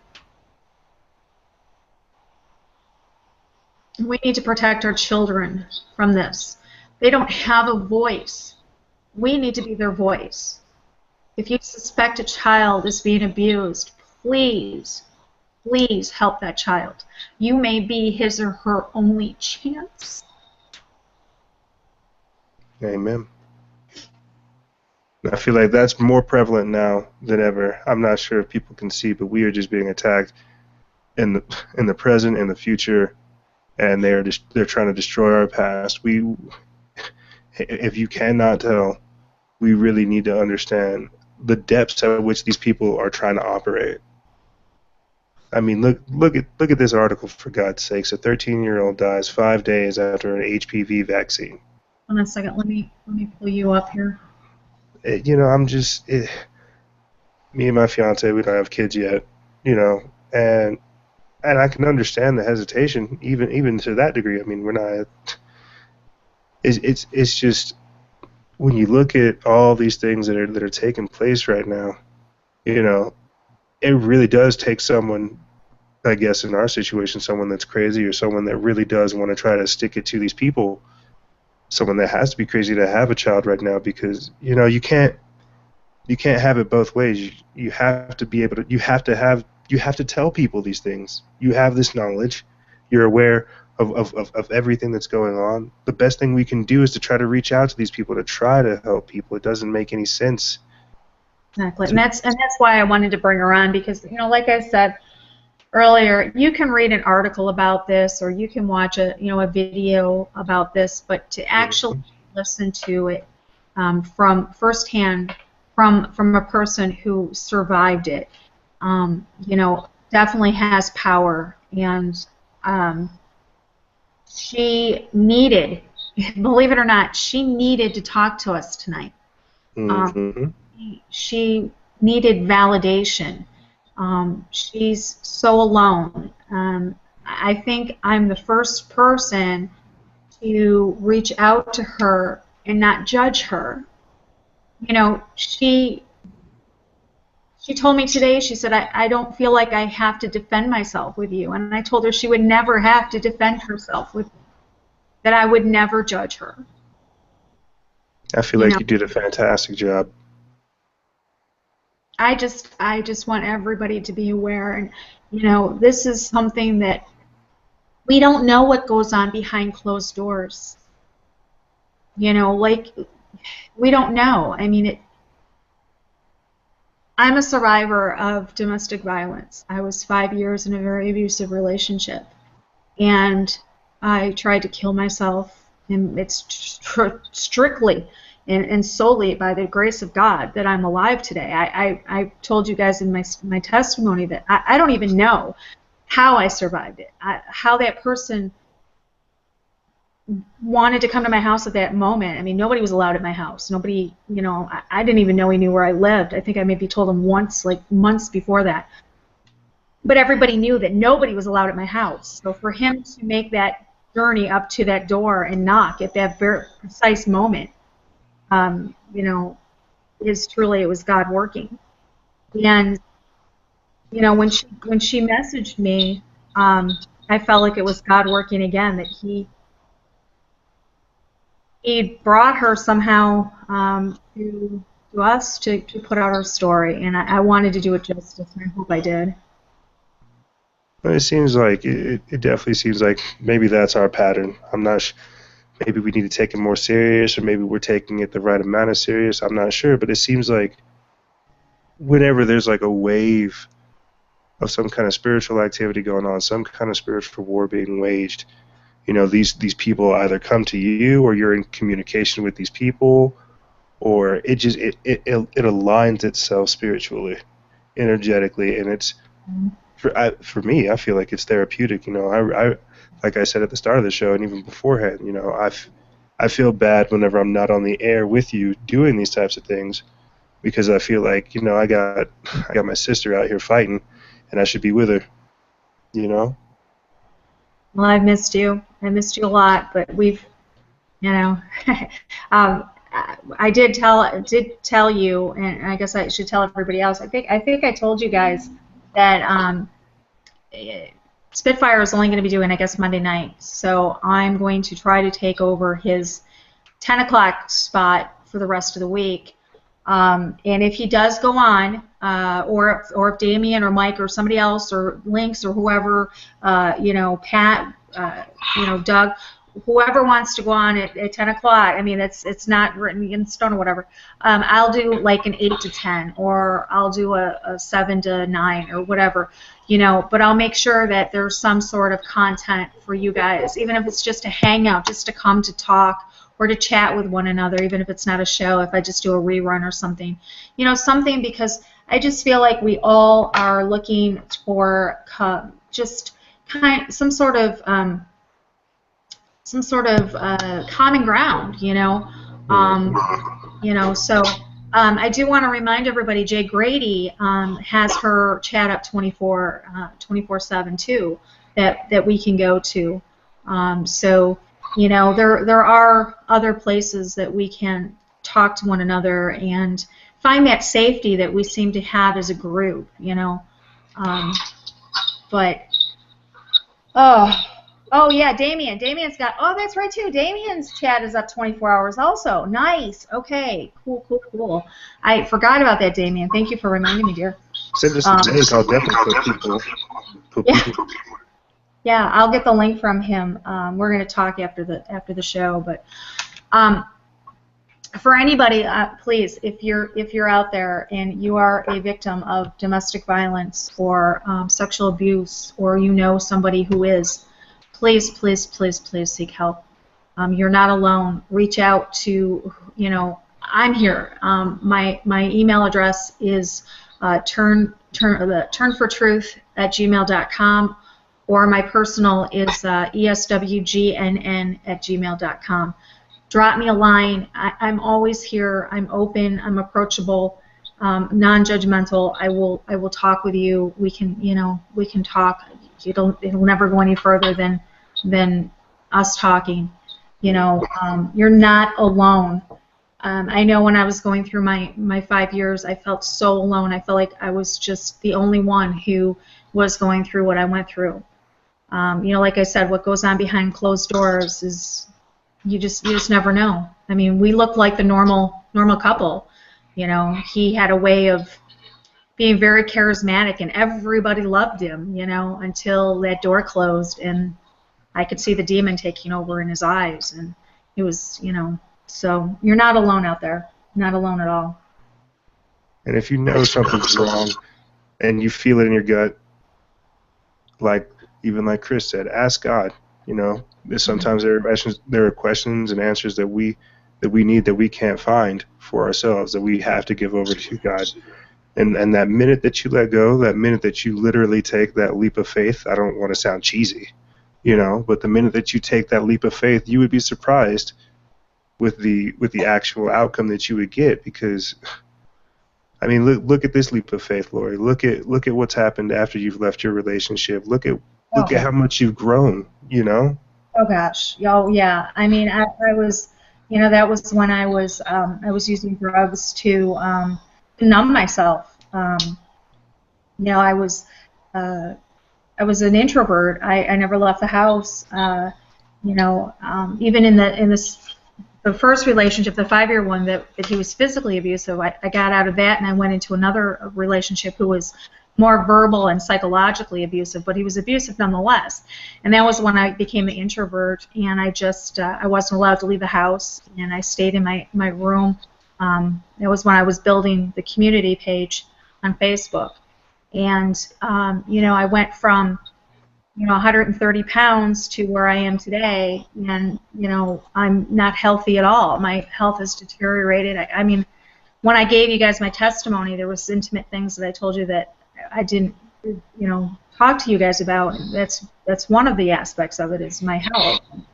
It takes its toll on us. We are just flesh and blood, and if somebody is going to whittle you down repeatedly, day after day, it takes a toll on you, not only mentally and spiritually, but also physically. Well, I feel like this is the time. Well, I should probably tell about my own spiritual warfare that I've been engaged in, which is why I haven't been on the show. I haven't really. Well, I've kind of been. Why last week happened? Basically, me and my fiance, we have just been.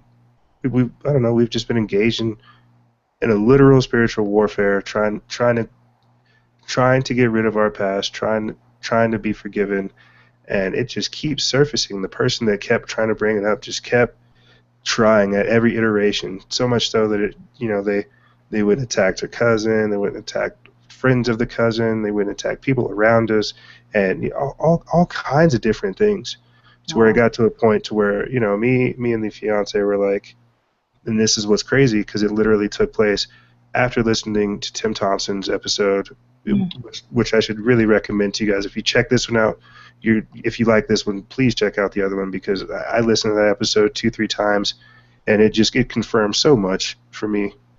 But like I said, we listened to that episode, and the week after it, it's like we were either blessed or protected, because of course we were engaged spiritually the whole week, and it came to some culmination yesterday, to where I messaged you this morning where I'm like, Lori, it's been done.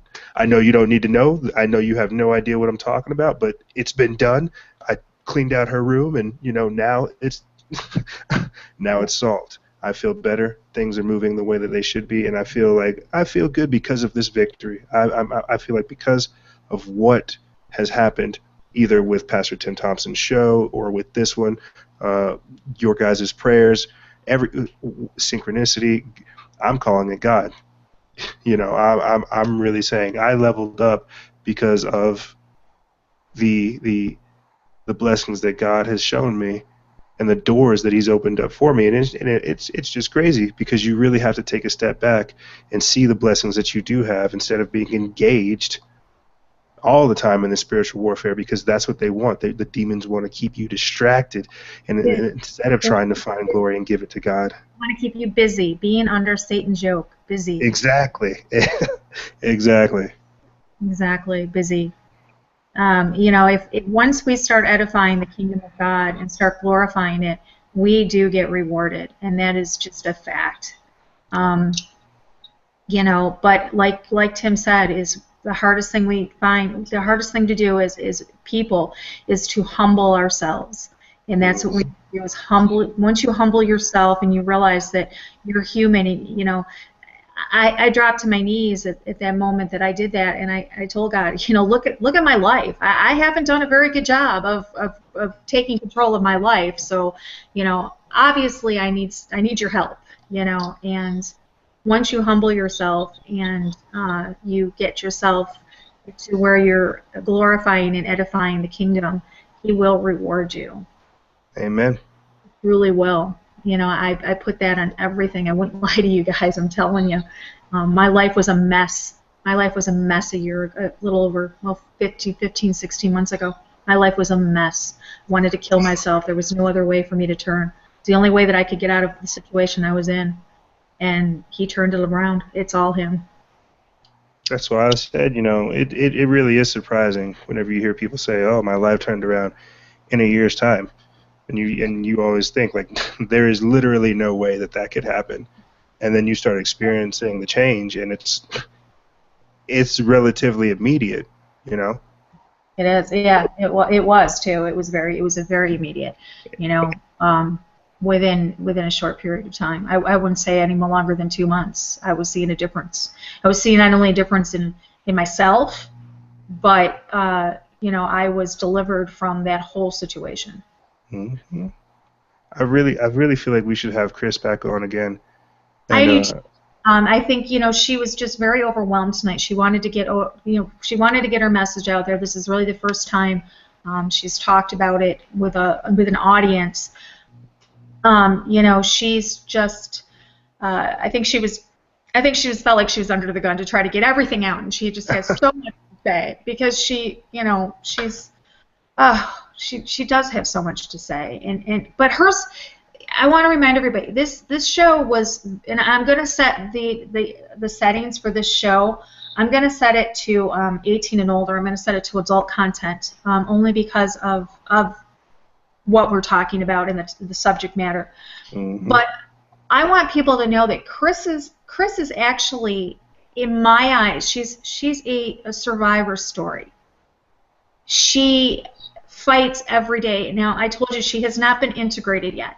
And let me explain that for you guys.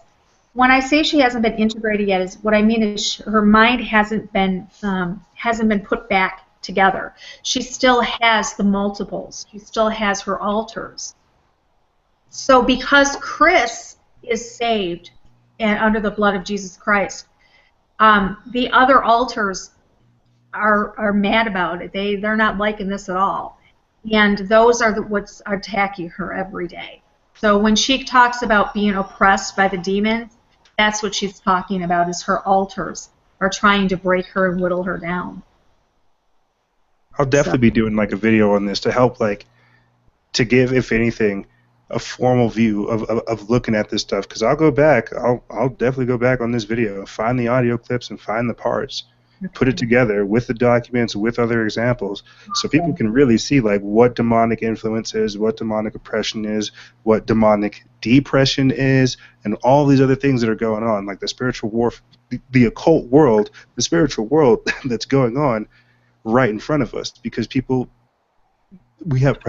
of technology, because of everything right now, we have a very three-dimensional physical worldview.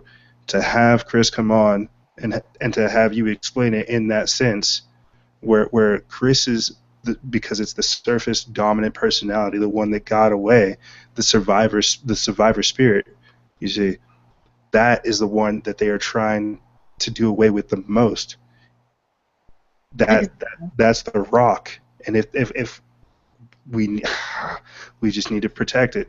Long story short, like, having this one episode does a world of good for anybody else that is either suffering from these types of things, or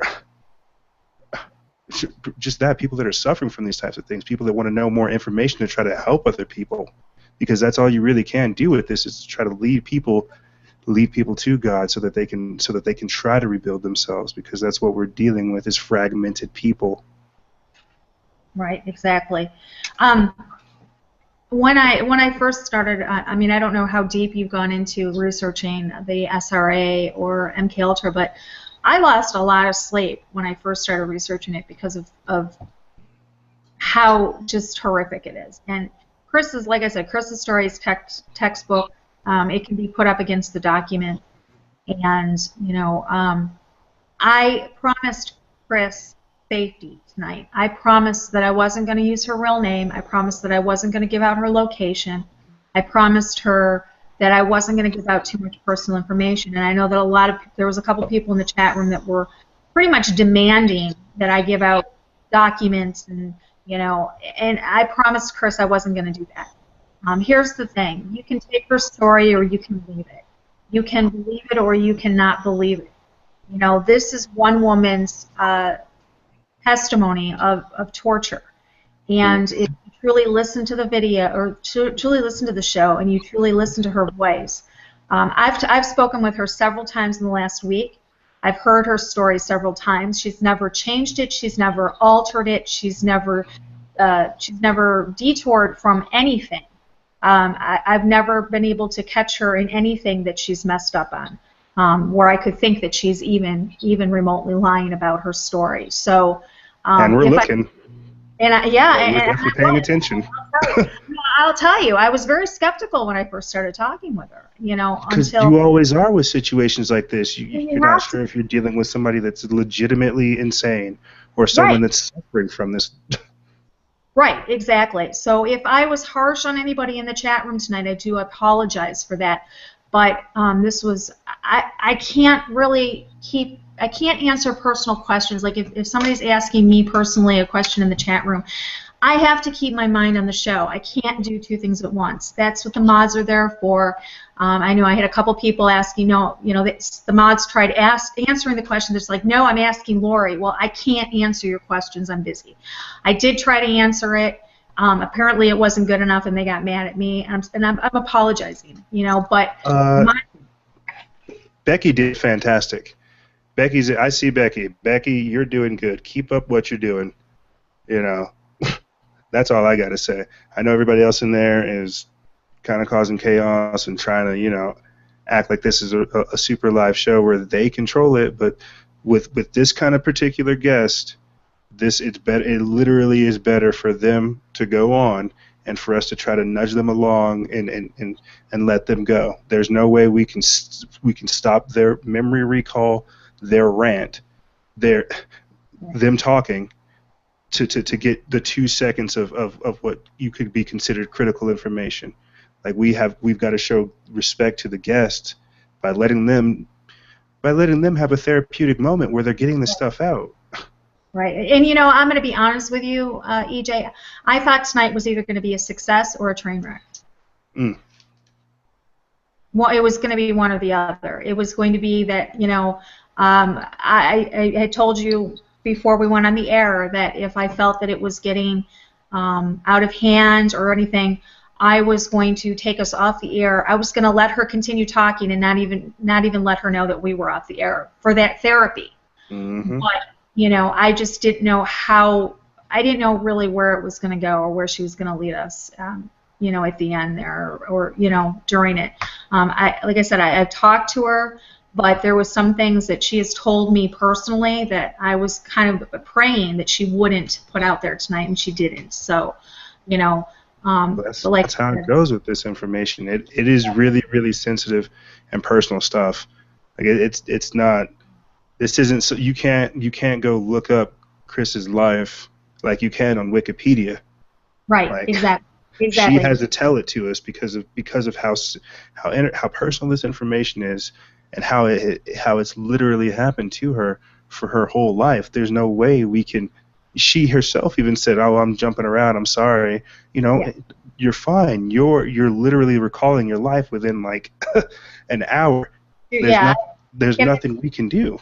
And that's another thing. I was like, we have 2 hours. If we run over, we run over. But I could feel her getting exhausted, and that's why I kind of wrap things up because she is very fragile, and I do want to have her back. I do want to have her back soon.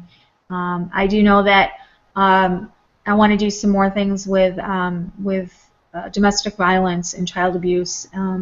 I had an opportunity last week to talk to the people from Missing and Exploited Children, And I had a great conversation with a couple people from there, and there's definitely some things that I'd like to do as a survivor to make sure that there's other survivors out there to tell their story. You know what I'll do? Because I know some therapists, some psychologists. What I'll do is I'll pretty much get them to write me up like a protocol or something to kind of help get us in the mindset of how to actually start dealing with these types of people.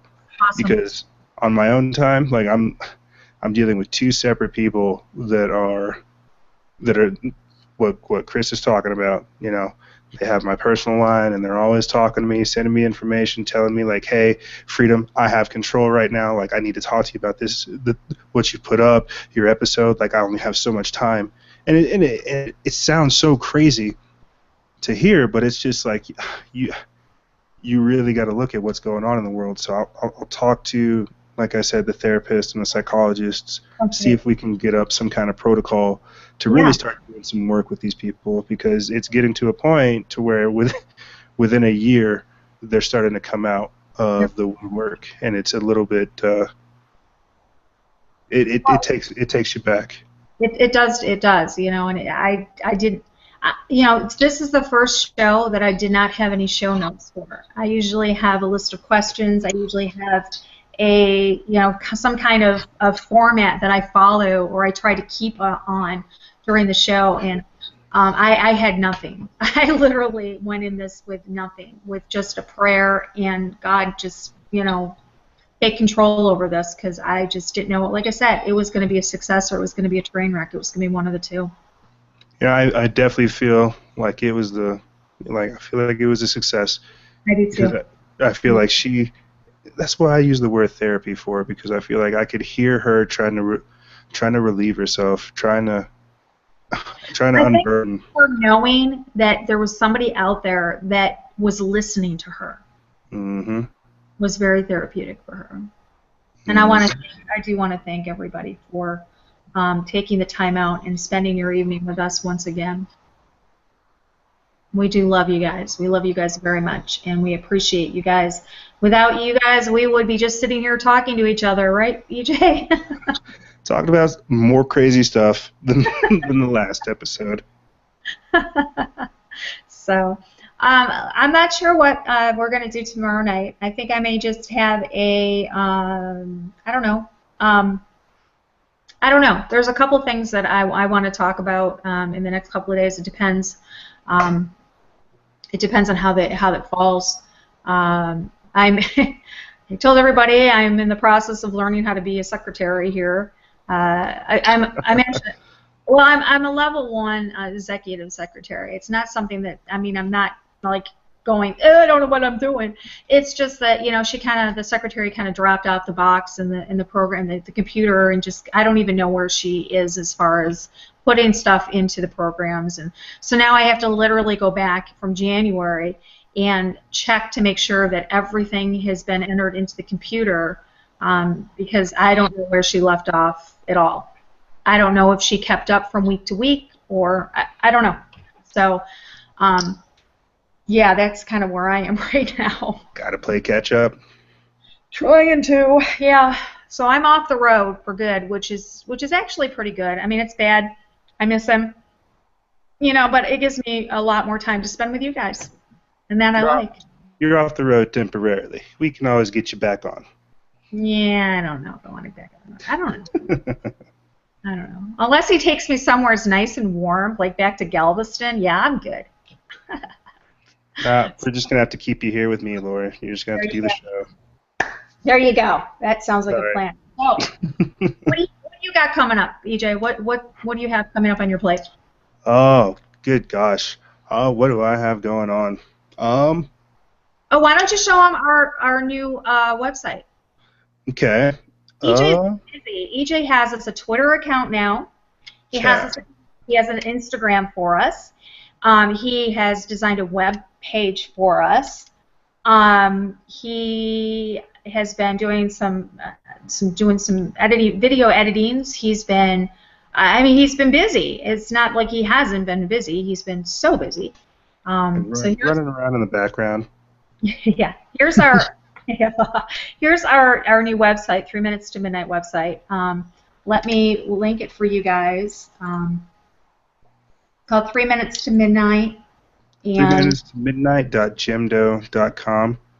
Once we start getting stuff a little bit more legit, I'll be able to take off that .gemdo, and it'll just be 3minutestomidnight.com. Right. I need to update it more, but we do have our latest episode with Pastor Tim Thompson on there, episode 15, Overcoming Demonic Influences. You guys can check that out. You can also download it.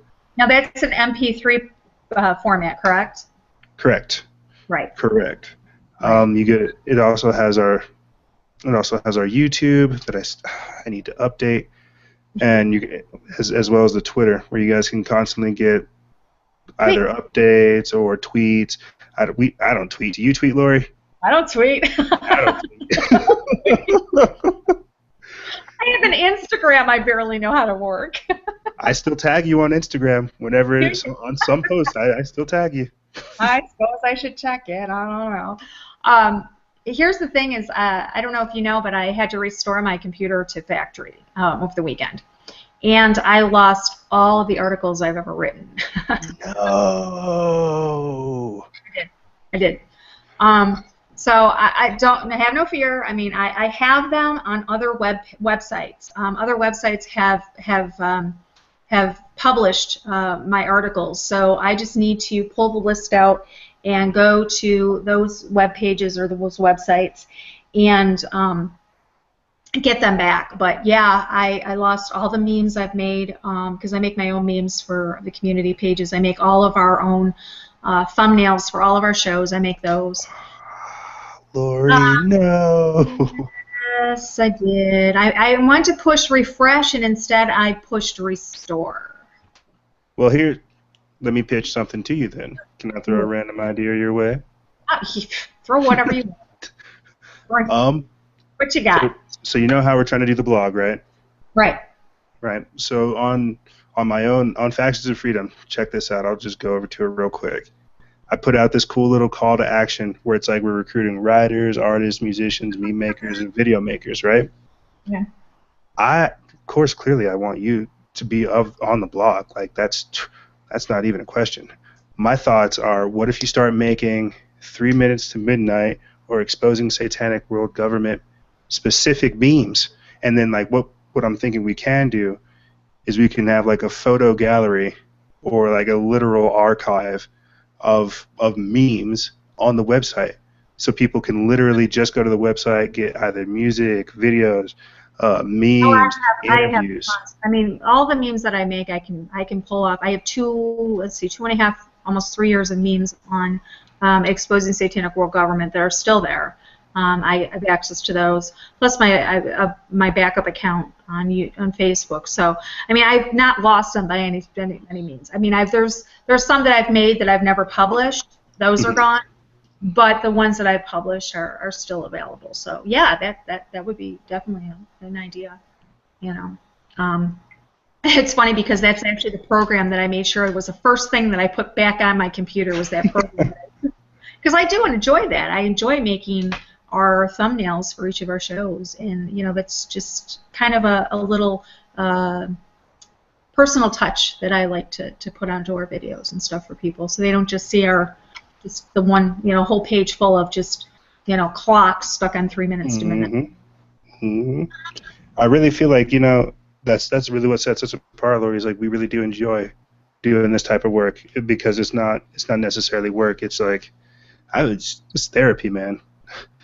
Oh, this is something that, you know, and I want to give a shout out to I want to give a shout out to Eric Spitfire, because he's the one that brought me into this whole on-air using my voice kind of thing. You know, I was making videos. But, you know, Becky, I know you watched a lot of them. I think, you know, Kim has watched some.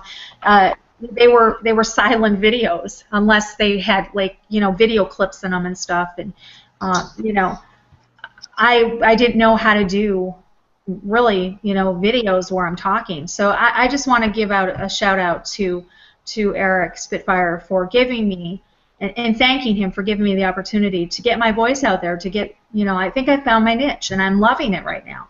I truly am. So, why don't we have Spitfire on? Is he on right now? No, I mean, like, why don't we just have him come on to the show and just have that be like an episode? Yeah, I do want, as soon as he gets, because as you guys know, I mean, everything's fine between Eric and I. We have, I'm not going to say we buried our differences, because there really weren't any differences between us. It was just a misunderstanding and just, just a little bit of, what do I want to say, family fight. It was just a family fight. Just some tension. Just a little bit of tension. But we've worked it out. We're fine. We're really good. As is with Mike and Damien and Lynx. We're all bonding. We are all sticking together, and we are family. And before we go, I want to let you guys all know that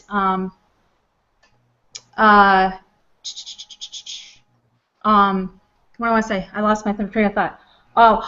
Pat Armstrong has asked me to fill in for him this week on his podcast, his broadcast. So Friday, Saturday, and Sunday, I'm going to be on with Doug. So you guys will be able to catch me there too. Just want to let you know. So Spitfire is on now. So I'm going to have all you guys. I did not know. Yeah, I did not know he came on. I do apologize for that. Head on over to Spitfire. Take a detour immediately. Do not pass go. Do not collect $200. Get over to Spitfire. So we love you all. Until next time. Expose lies and share truth, guys. Bye-bye.